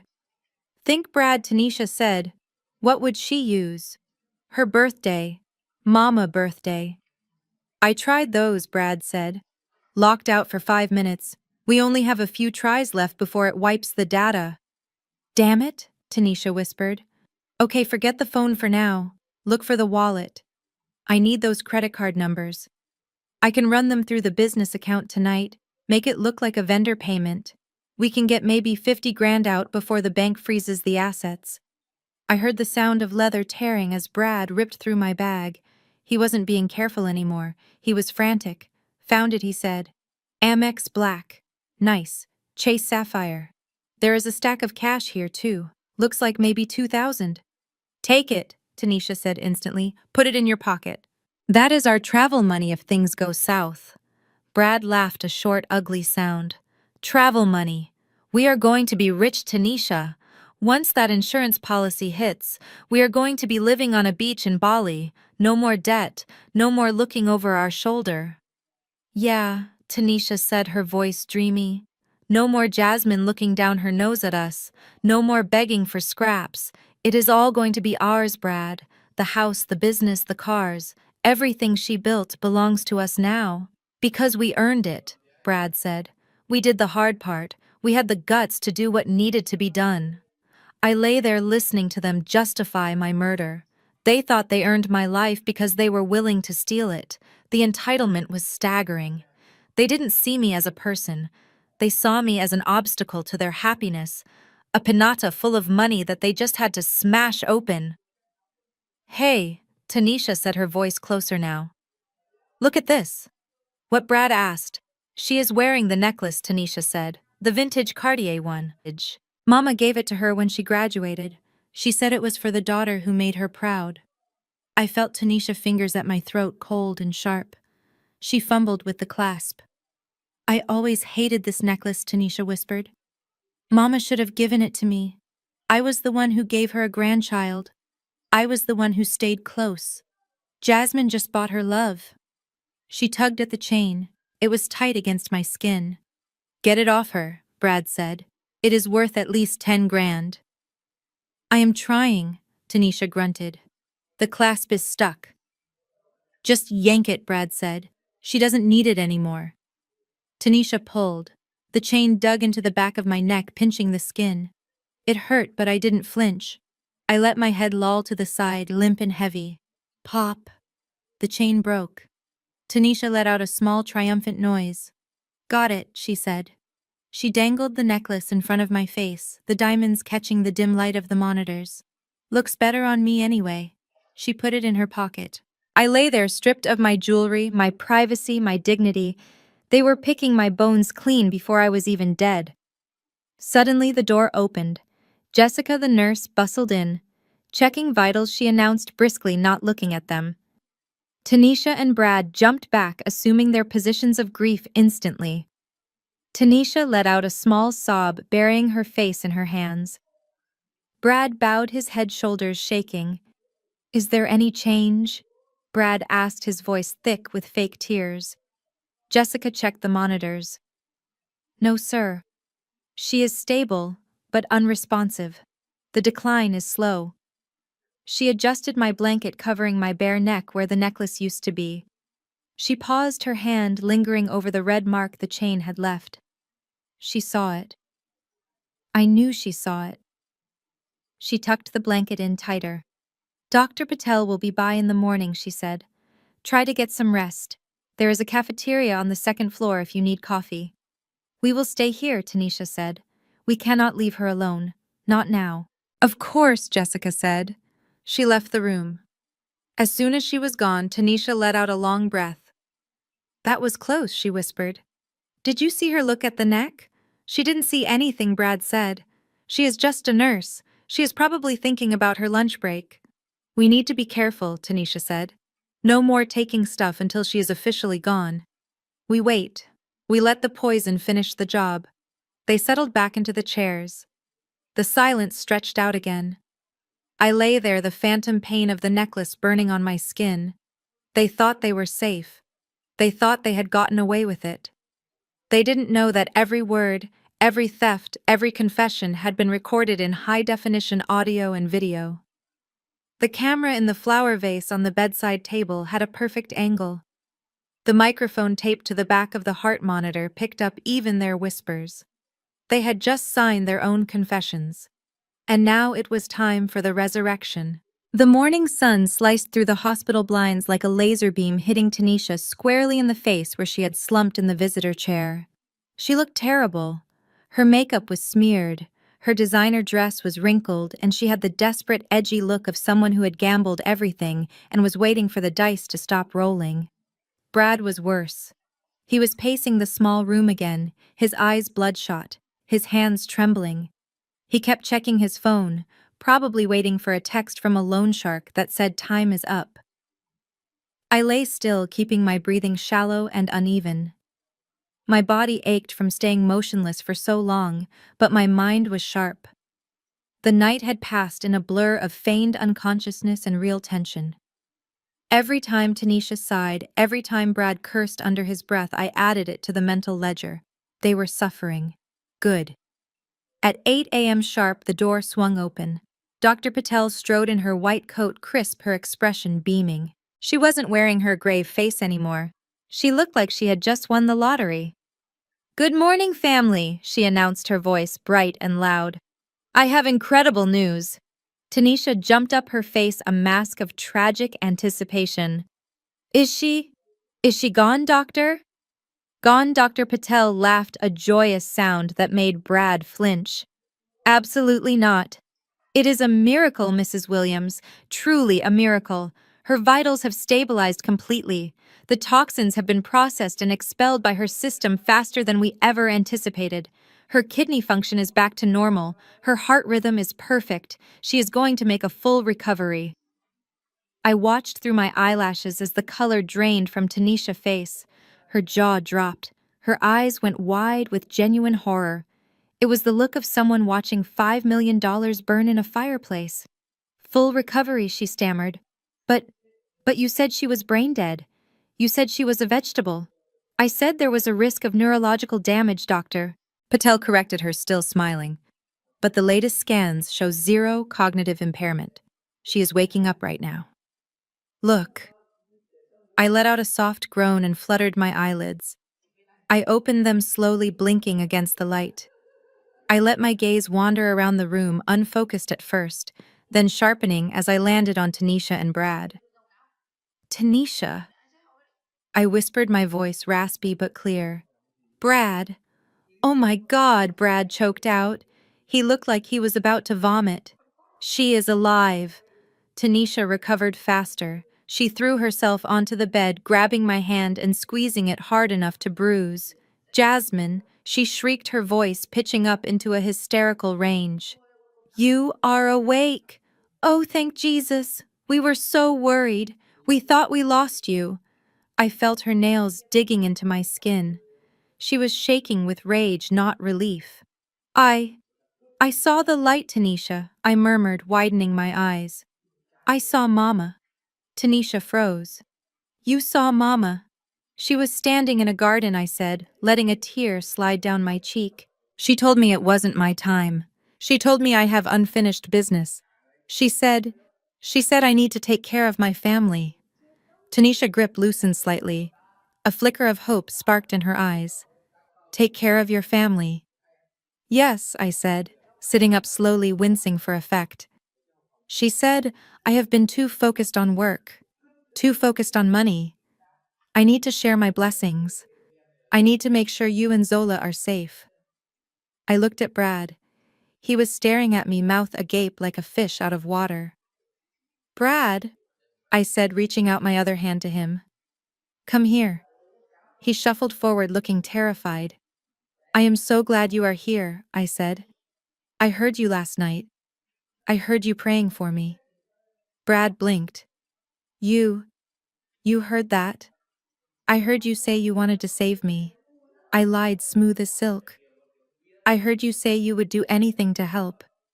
It meant so much, Brad. I know we haven't always been close, but facing death changes things.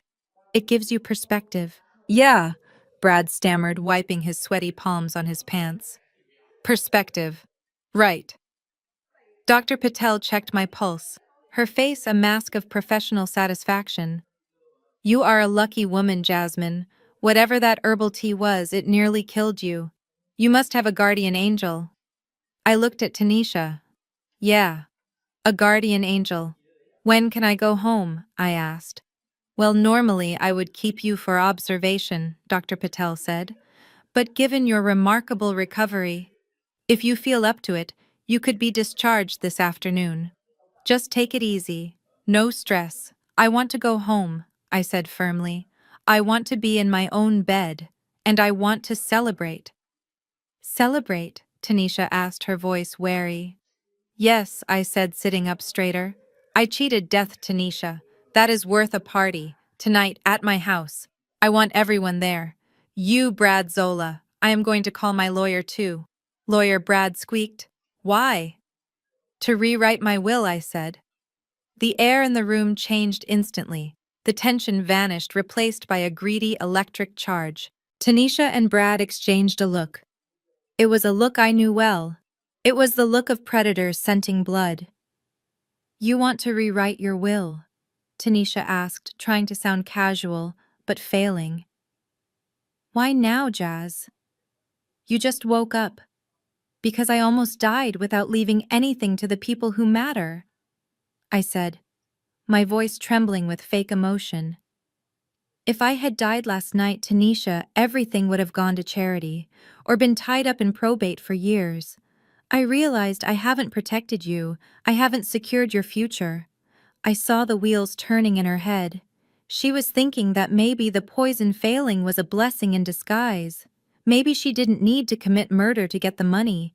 Maybe she could just get me to sign it over voluntarily. It was cleaner. It was safer. Oh, Jasmine, Tanisha said, tears welling up in her eyes again. You are so generous. You always have been. We just want you to be okay.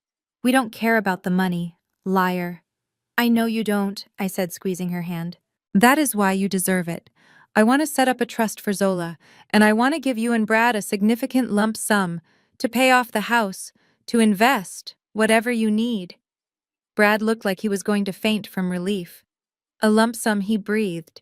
That would be amazing, Jasmine. Really amazing. So it is settled, I said. Dr. Patel, please start the discharge papers.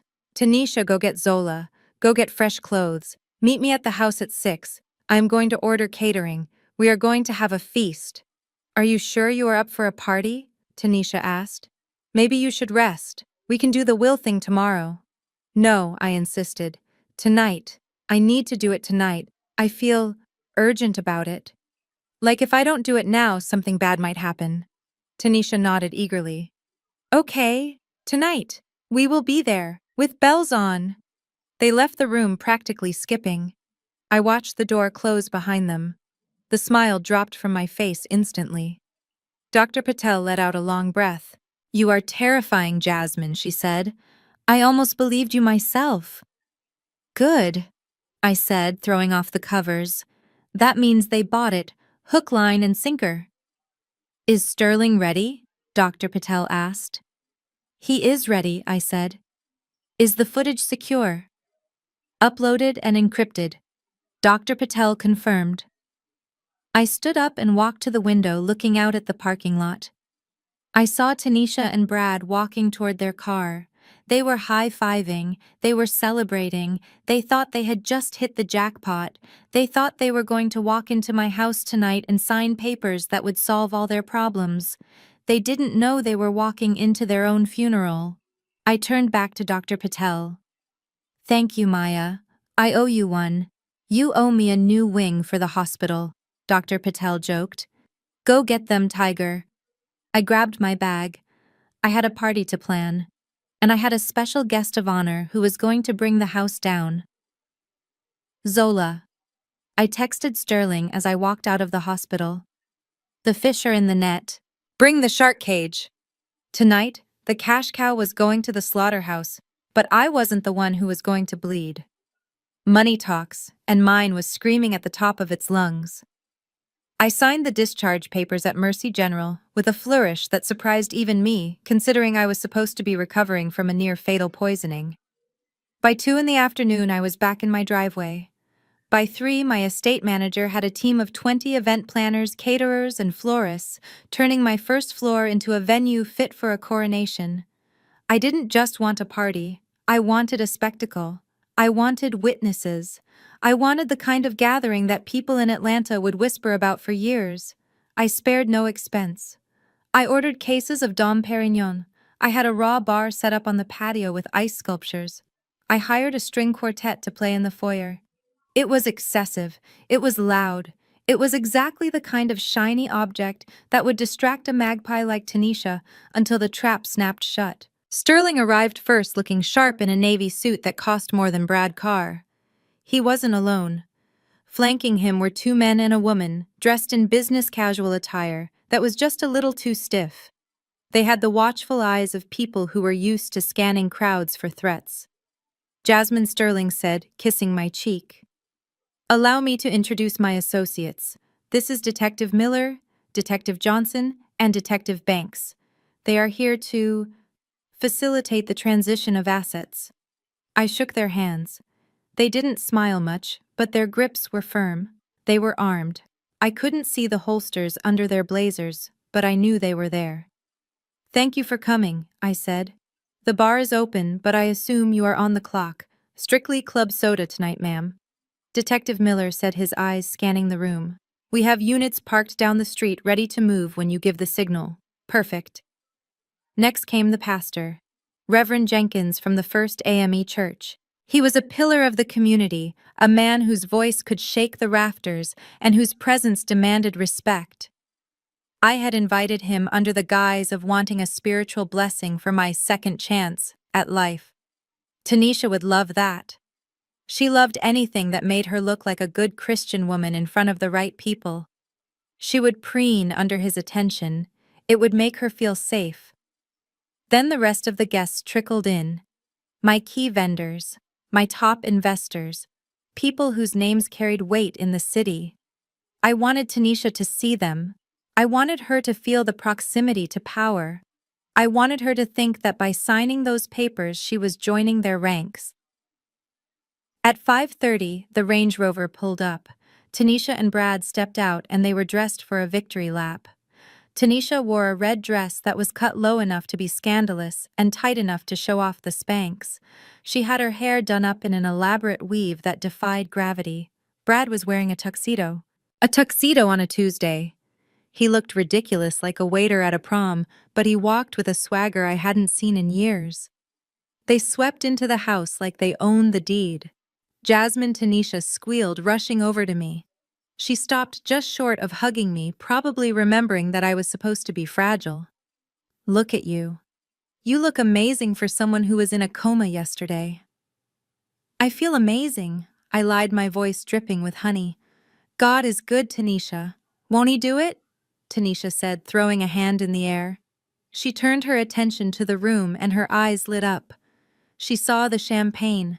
She saw the waiters passing hors d'oeuvres. She saw the pastor talking to a city councilman. "You really went all out, sis," she said. "I wanted to make it special," I said, "since we are celebrating a new chapter." Brad was already at the bar ordering a scotch. He was barking orders at the bartender, pointing a finger in the poor guy's face. "Make it a double," Brad said loud enough for half the room to hear. "And use the good stuff, top shelf. My sister-in-law is paying." He turned to survey the room, swirling his drink.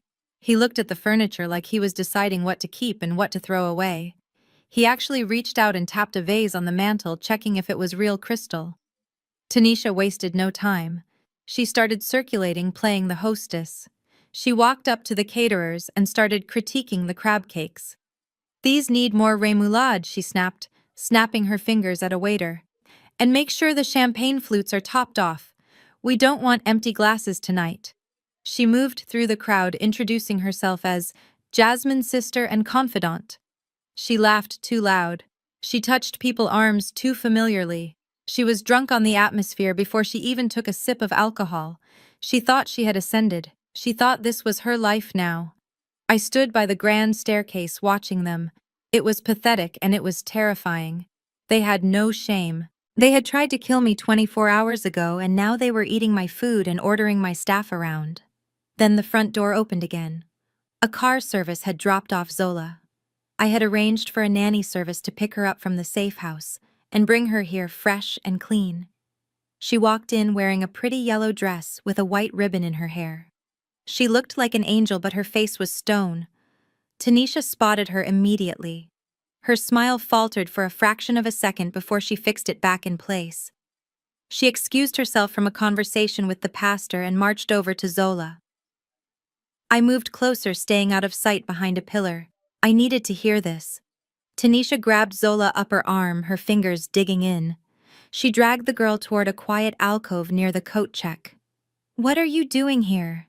Tanisha hissed, her voice a low, venomous whisper. "Who brought you?" "A nice lady," Zola said. Her voice was quiet but steady. Tanisha's eyes bugged out. She looked around frantically to see if anyone had heard Zola speak, but the music was loud and the chatter filled the room. "Shut up," Tanisha snarled, leaning down into Zola's face. "You shut your mouth. You do not speak. Do you hear me? You are mute. You have always been mute." Zola stared at her mother. She didn't flinch. She didn't look down. She just looked at Tanisha with a cold, flat gaze that mirrored my own. "If you say one word tonight," Tanisha threatened, her nails biting into Zola's skin. "I swear to God, Zola, I will pack you up and send you to that military school in Alabama. The one with the fences.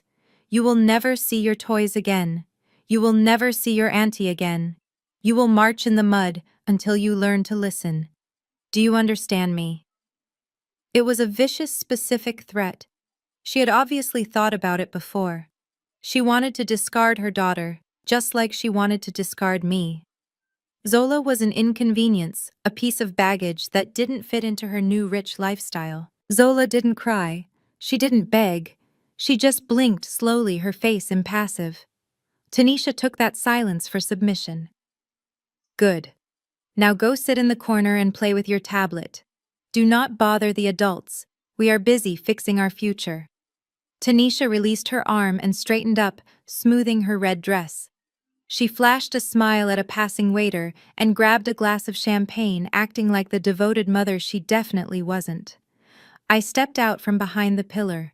My blood was boiling, but my head was cool. I walked over to Zola. She looked up at me. She rubbed her arm where Tanisha had grabbed her. "Did you hear her?" Auntie Zola asked. "I heard her, baby," I said. "Is she going to send me away?" "No," I said, crouching down to look her in the eye. "She is not sending anyone anywhere. She is the one who is going away, Zola. For a long, long time." Zola nodded. She reached out and fixed the collar of my dress. "You look pretty, Auntie," she said. "You look like a queen." I kissed her forehead. "Go find the nice lady who brought you," I said, pointing to the nanny who was waiting by the kitchen. "Stay with her. When I call you, come out." "Okay." "Okay," Zola said. I stood up and smoothed my own dress. It was a deep, crimson velvet, sleek and dangerous. I felt like an executioner. I walked into the center of the room. The string quartet was playing Vivaldi. The guests were laughing. Tanisha was holding court near the fireplace, telling the pastor about how she had prayed all night for my recovery. Brad was at the buffet, shoving shrimp into his mouth like he hadn't eaten in weeks. I caught Sterling's eye across the room. He nodded once. He tapped his watch. It was time. I walked over to the small stage we had set up for the announcements. I tapped the microphone. The sound echoed through the high ceilings, cutting through the chatter. Feedback whined slightly and the room fell silent. All eyes turned to me. Tanisha beamed at me from the front row, raising her glass. Brad wiped his mouth with a napkin and tried to look solemn. "Welcome, everyone," I said, my voice amplified and clear. Thank you for coming on such short notice. Tonight is a celebration of life. It is a celebration of second chances. And most importantly, it is a celebration of truth. Tanisha clapped her hands silently, mouthing, Amen. I smiled at her. It was a wolf smile. I know many of you were surprised by my sudden recovery. I continued pacing the stage slowly. The doctors called it a miracle. My sister calls it a blessing, but I call it a wake-up call. I paused, letting the drama build. When you are lying in a hospital bed thinking it is the end, you see things clearly, I said. You see who loves you. You see who is loyal. And you see who is just waiting for you to die so they can cash the check. A ripple of confusion went through the crowd. Tanisha's smile faltered. Brad shifted his weight, looking uneasy. I have decided to make some changes, I said. Big changes. I have invited my lawyer here tonight to help me restructure my entire estate. Tanisha relaxed visibly. She nudged Brad. This was it. The payout. But before we signed the papers, I continued. I wanted to take a trip down memory lane. I wanted to share with you all exactly how much my family means to me.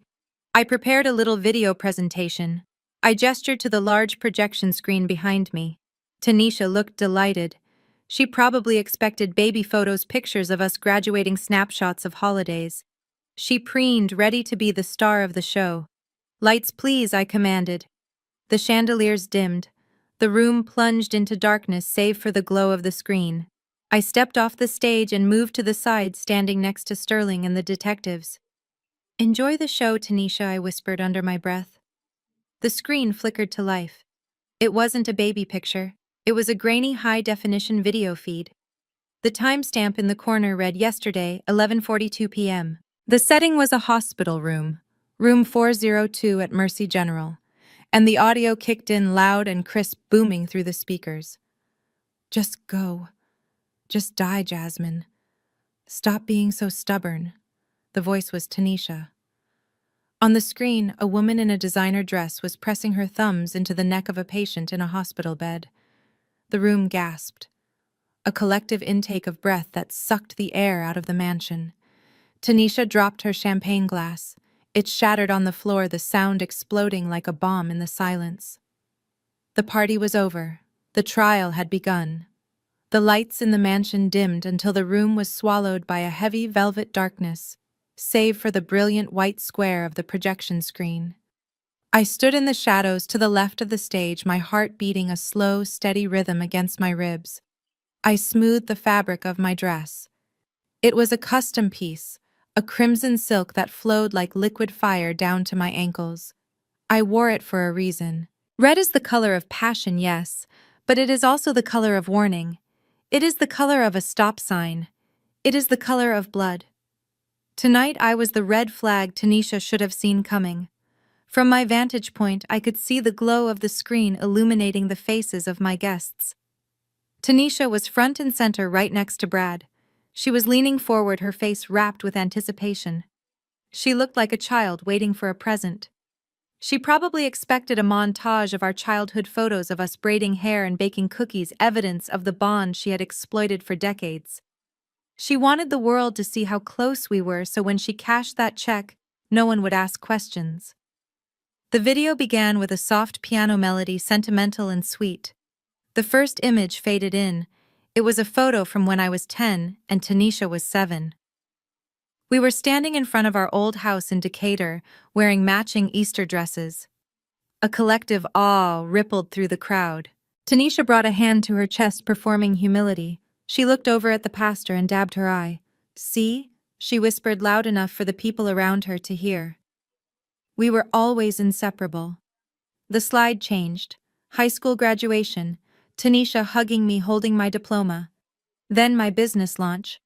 Tanisha holding a glass of champagne, smiling wide.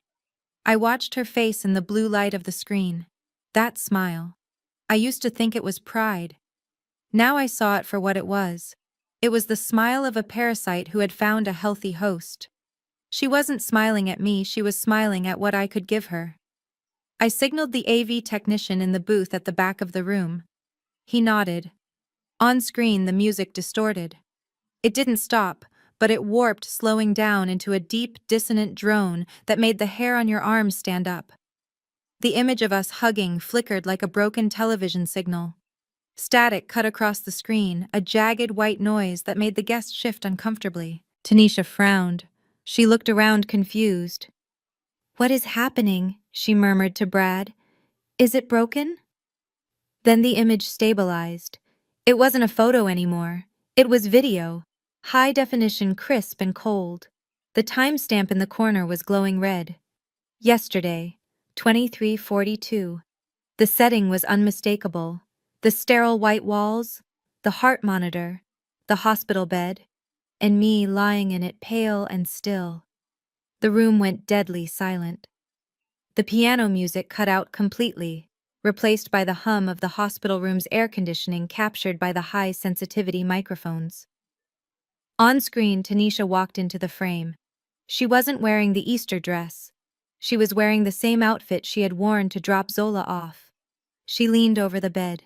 Her face was twisted not with grief, but with impatience. The audio kicked in loud enough to rattle the crystal in the cabinets. "She is not going to wake up," Tanisha's voice boomed through the speakers. "Did you hear the doctor? Neurological damage. Even if she opens her eyes, she is a vegetable." In the audience, the real Tanisha froze. Her hand stopped halfway to her mouth. She stared at the screen, her eyes bulging. On the screen, Brad paced into view. He looked sweaty and desperate. "We need to make sure. We need to speed this up. Maybe we can pinch the tube. You know, the oxygen." A gasp tore through the room. The pastor stood up abruptly, his chair scraping against the floor. The investors exchanged horrified looks. But the video wasn't done. It was just getting started. On screen, Tanisha grabbed my shoulders. The camera zoomed in slightly, digital autofocus sharpening the image. We saw her thumbs press into my skin. We saw the veins in her neck pop. "Just go the on-screen," Tanisha hissed. "Just die, Jasmine. Stop being so stubborn." The real Tanisha let out a sound like a wounded animal. A high-pitched whimper. She tried to stand up, but her legs wouldn't work. She slumped back into her chair, shaking her head, as if she could deny the reality playing out in 40-foot projection. "No," she whispered. "No, that is not. That is fake." But the video was relentless. It showed Brad rummaging through my purse. It showed him pulling out the credit cards. "I need the bank cards," Brad's voice snarled. "If she dies tonight, the accounts might get frozen." Then came the line that sealed his fate. The line that Vance, the private investigator, had suspected but needed to hear. "We need cash now," Tanisha Brad said on screen, holding up my platinum card. "The guys said they want an installment by tomorrow morning. Kill that bitch so I can pay my debt." The vulgarity of it hung in the air. Kill that bitch. He wasn't talking about a stranger. He was talking about his sister-in-law. He was talking about the woman who had welcomed him into the family. The audience turned on them. It was a physical shift. The guests recoiled, pulling away from Tanisha and Brad like they were radioactive. The space around them grew empty, isolating them in the center of the room. On screen, Tanisha was pulling at my necklace. We watched her struggle. We watched her face contort with greed. "I always hated this necklace," she spat. "Mama should have given it to me." Then the snap. She held up the diamonds triumphantly. "Wasn't the poison strong enough?" Tanisha complained, examining the jewelry. "The guy said it would stop her heart in an hour. Damn it, if she doesn't die tonight, the insurance company will get suspicious." Insurance fraud, murder, theft. It was all there packaged in 4 minutes of high-definition brutality. The video cut to black. The silence that followed was heavy, suffocating. It was the silence of people processing a monster in their midst. I stepped out of the shadows. I walked into the pool of light in the center of the room. My red dress rustled softly, the only sound in the mansion. I didn't need a microphone anymore. The room was so quiet you could hear a pin drop. I looked at Tanisha. She was staring at me, her face a mask of absolute terror. The arrogance was gone. The bougie facade was gone. She looked small and pathetic. "That necklace," I said, my voice calm, conversational. The one you ripped off my neck while I was pretending to die. You have it in your purse right now, don't you? Tanisha's hand flew to her clutch. It was an instinctive reaction, a confirmation. Brad stood up. He looked wild. He looked like a rat, realizing the trap had snapped shut. He looked at the door, then at the windows. He was calculating the distance. This is a deep fake, he stammered, pointing a shaking finger at the screen. You made this. With AI. You are trying to frame us. I laughed. It was a cold sound. Frame you, I asked. Brad, you framed yourself the minute you walked into that hospital room. And you framed yourself the minute you bought rat poison from a back alley dealer. I signaled to Sterling. He stepped forward holding a sheaf of papers. We have the toxicology report from the tea residue on the kitchen floor. Sterling announced, his lawyer voice projecting to the back of the room. It contained lethal levels of brotifacum, rat poison. We also have the metadata from the life insurance policy created 2 days ago from the IP address at the Williams residence. It is a lie, Tanisha shrieked. She scrambled to her feet, knocking her chair over. She pointed at me, her finger trembling. She is jealous. She has always been jealous of me. She wants to destroy my family because she is alone. She is a sad, lonely spinster, and she made this up to hurt me. She looked around the room, begging the guests with her eyes. Reverend, you know me, Tanisha pleaded. You know I am a good mother. I would never hurt my sister. This is the devil work. She is possessed. The Reverend looked at her with profound disappointment. He slowly shook his head and took a step back. Child, he said, his voice rumbling like thunder. The devil didn't put those words in your mouth. You did. Tanisha turned to the investors. To the city councilman. Please, she begged. She is crazy. She has been off her meds. She hallucinates. I watched her spiral. It was pathetic. She was drowning and she was trying to pull everyone down with her. And the best part, I said, cutting through her hysterics, is that you forgot the most important thing, Tanisha. You forgot that you aren't the smartest person in the room. You thought you could walk into my house, drug me, and leave me for dead. But you forgot that houses have eyes, and you forgot that children have ears. Tanisha froze. Her eyes darted to the side where Zola had been sent earlier. Zola, she whispered. I didn't bring Zola out yet. I wanted Tanisha to sweat. I wanted her to think about what she had done to her own daughter. You threatened to send her away, I said. You threatened to send her to a military school if she spoke. You terrified that little girl into silence for years. You made her an accessory to your crimes. I didn't, Tanisha sobbed. I love my daughter. You love her, I asked, stepping closer. Then why did you plan to use her inheritance to pay off your husband's gambling debts? Why did you plan to leave her with nothing while you fled the country? I didn't, Tanisha screamed. You did, I said. And we all heard it. Brad made his move. He lunged toward me. I don't know what he planned to do. Maybe grab me as a hostage, maybe just hit me.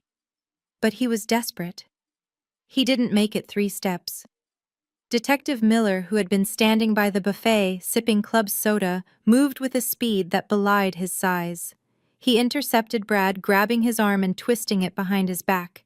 Brad slammed face first into the carpet with a grunt. Police Detective Miller shouted, "Stay down!" The room erupted into chaos. Guests screamed and backed away. The other detectives drew their weapons, not pointing them, but keeping them ready. Tanisha stood alone in the center of the room. Her husband was on the floor. Her lies were on the screen. Her victims were standing in front of her in a red dress. She looked at me. And for the first time I saw the real Tanisha. Not the sister, not the mother, just the greed. You owe me, she hissed, her voice low and venomous.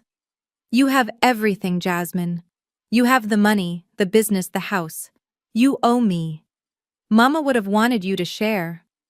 Mama would be ashamed of you, I said. Tanisha's hand shook. The champagne flute she had been holding this entire time, the crystal glass filled with the expensive vintage she thought she had stolen, slipped from her fingers. It hit the hardwood floor. It didn't just break. It exploded. Shards of crystal flew everywhere, glittering like diamonds in the stage lights. The sound was a sharp, final punctuation mark on her life as she knew it. Tanisha stared at the broken glass. Then she looked up at me. And then the final witness stepped onto the stage. "This is a fake!" Tanisha shrieked, her voice cracking into a desperate wail that echoed off the vaulted ceilings. She pointed a trembling finger at the screen where the video had just faded to black. "That is AI. It is a deep fake. Everyone knows you can make computers do anything now. You are trying to frame me, Jasmine. You are jealous of my family. You are jealous of my happiness, so you made this up to ruin me." She looked around the room, her eyes wild and pleading, searching for a friendly face in the sea of stunned guests.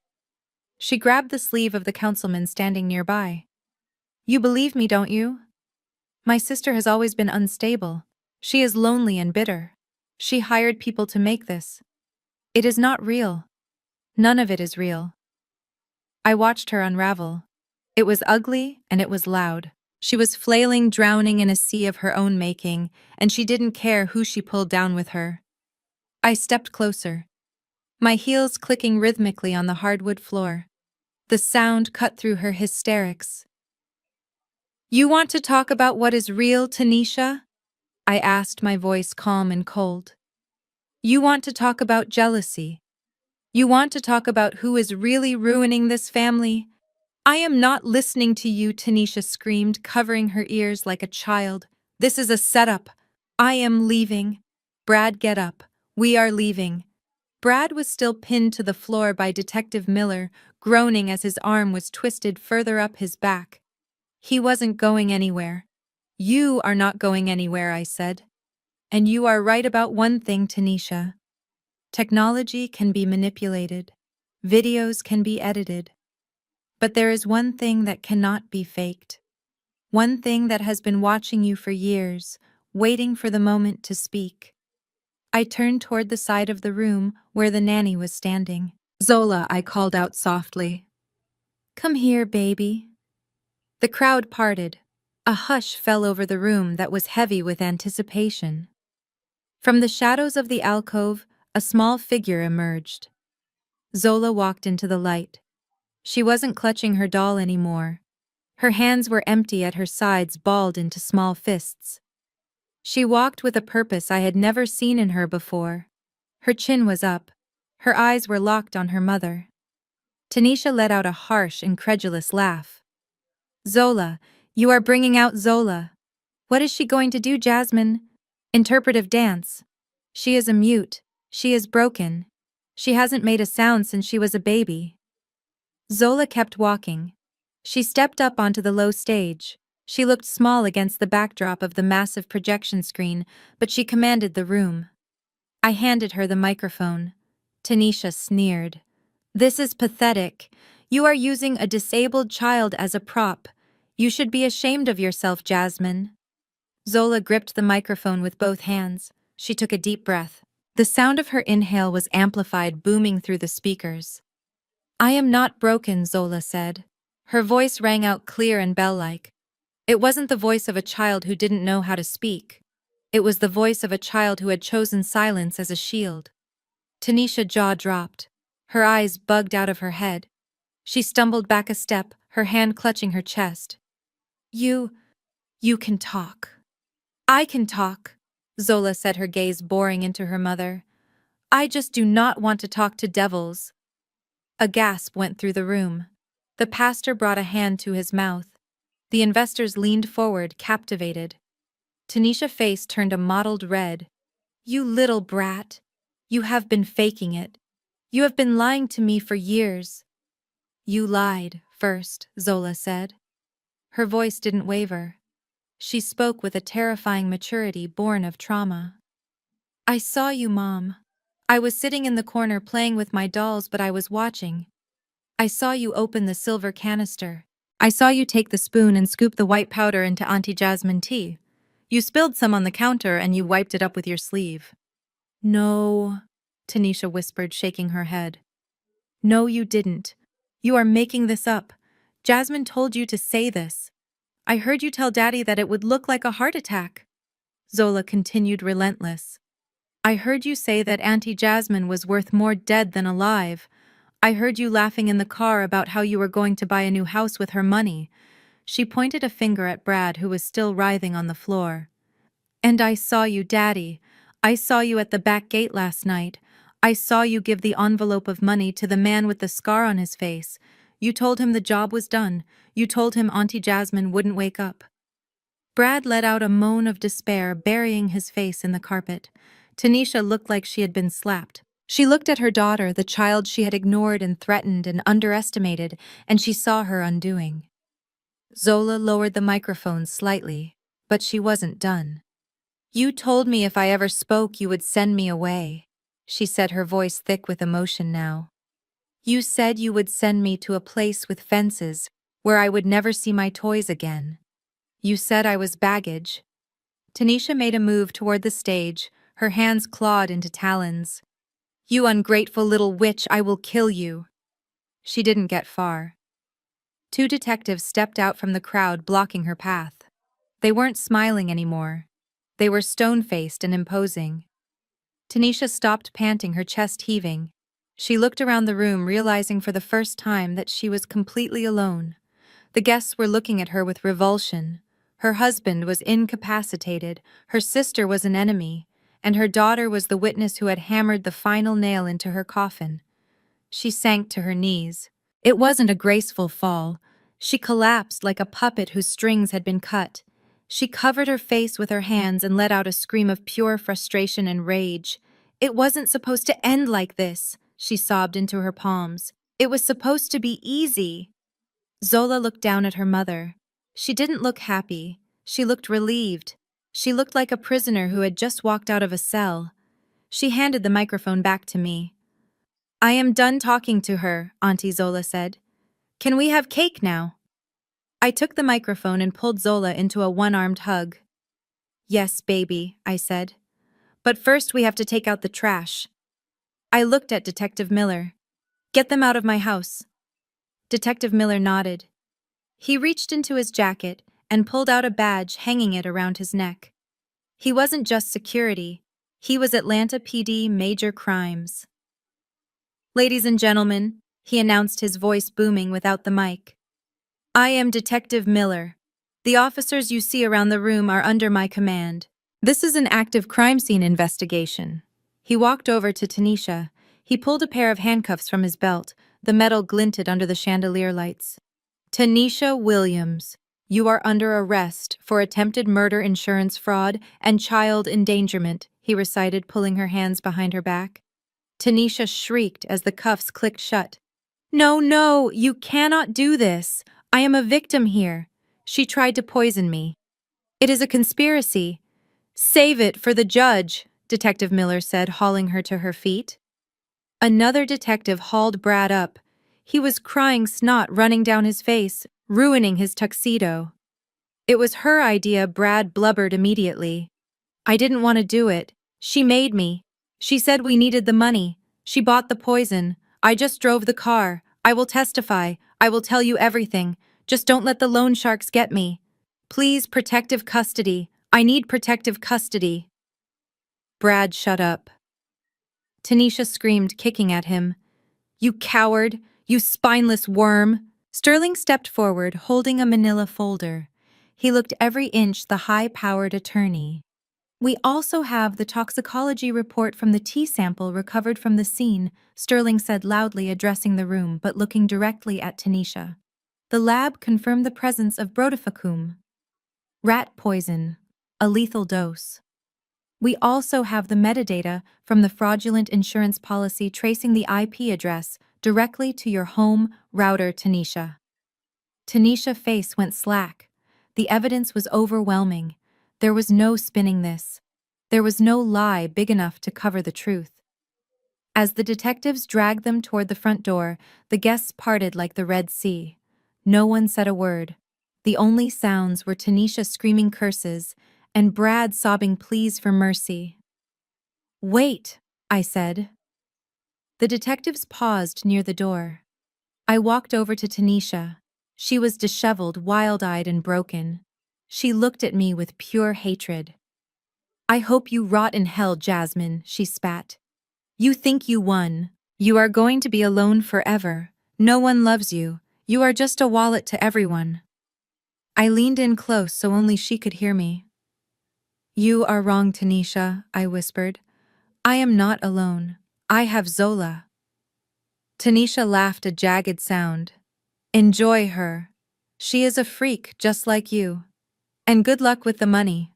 That insurance policy is void now. You don't get a dime from my family. I smiled. It was the smile of someone who had thought 5 steps ahead. Actually, about that policy, I said. I didn't cancel it. I amended it. I called the insurance company this morning. Since I am the insured party, I have the right to change the beneficiary. Tanisha's eyes narrowed. What did you do?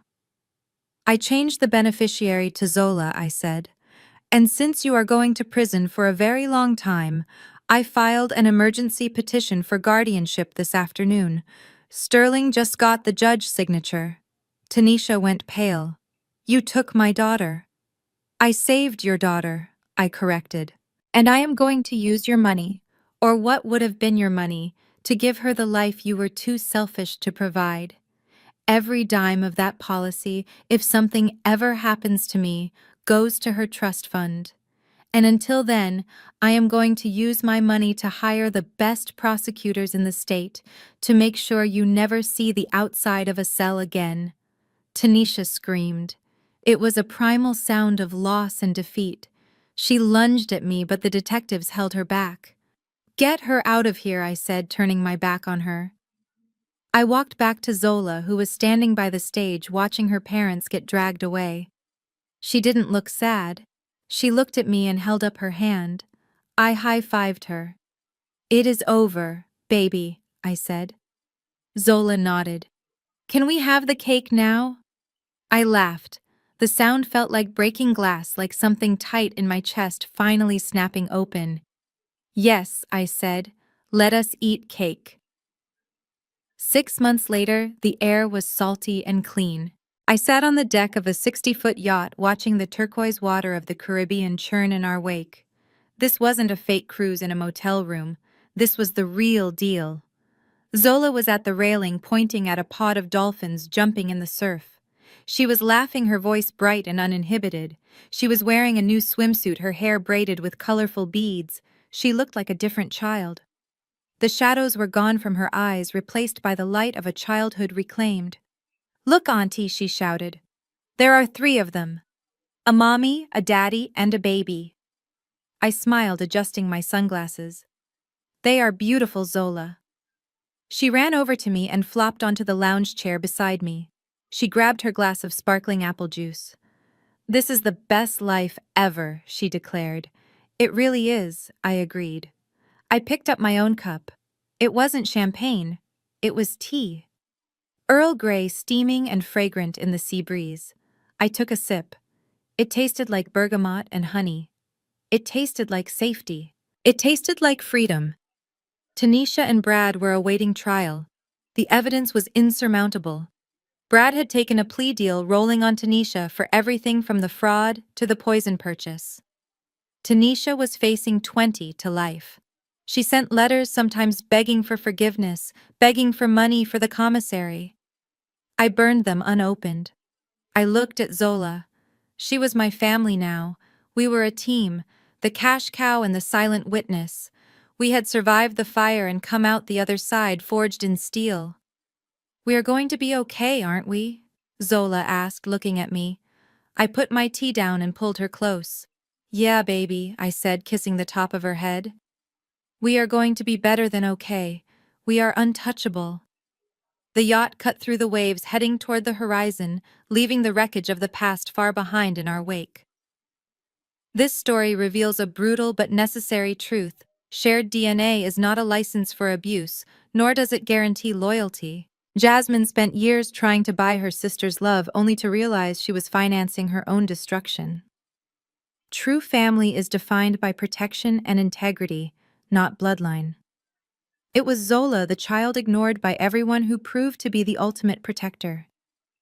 We must learn that setting boundaries isn't selfish, It is an act of survival. When people show you their true colors through greed or cruelty, believe them immediately. Your peace is worth more than their approval. If this story of justice and resilience resonated with you, type "I choose me" in the comments to claim your power, and don't forget to subscribe for more triumphant comebacks.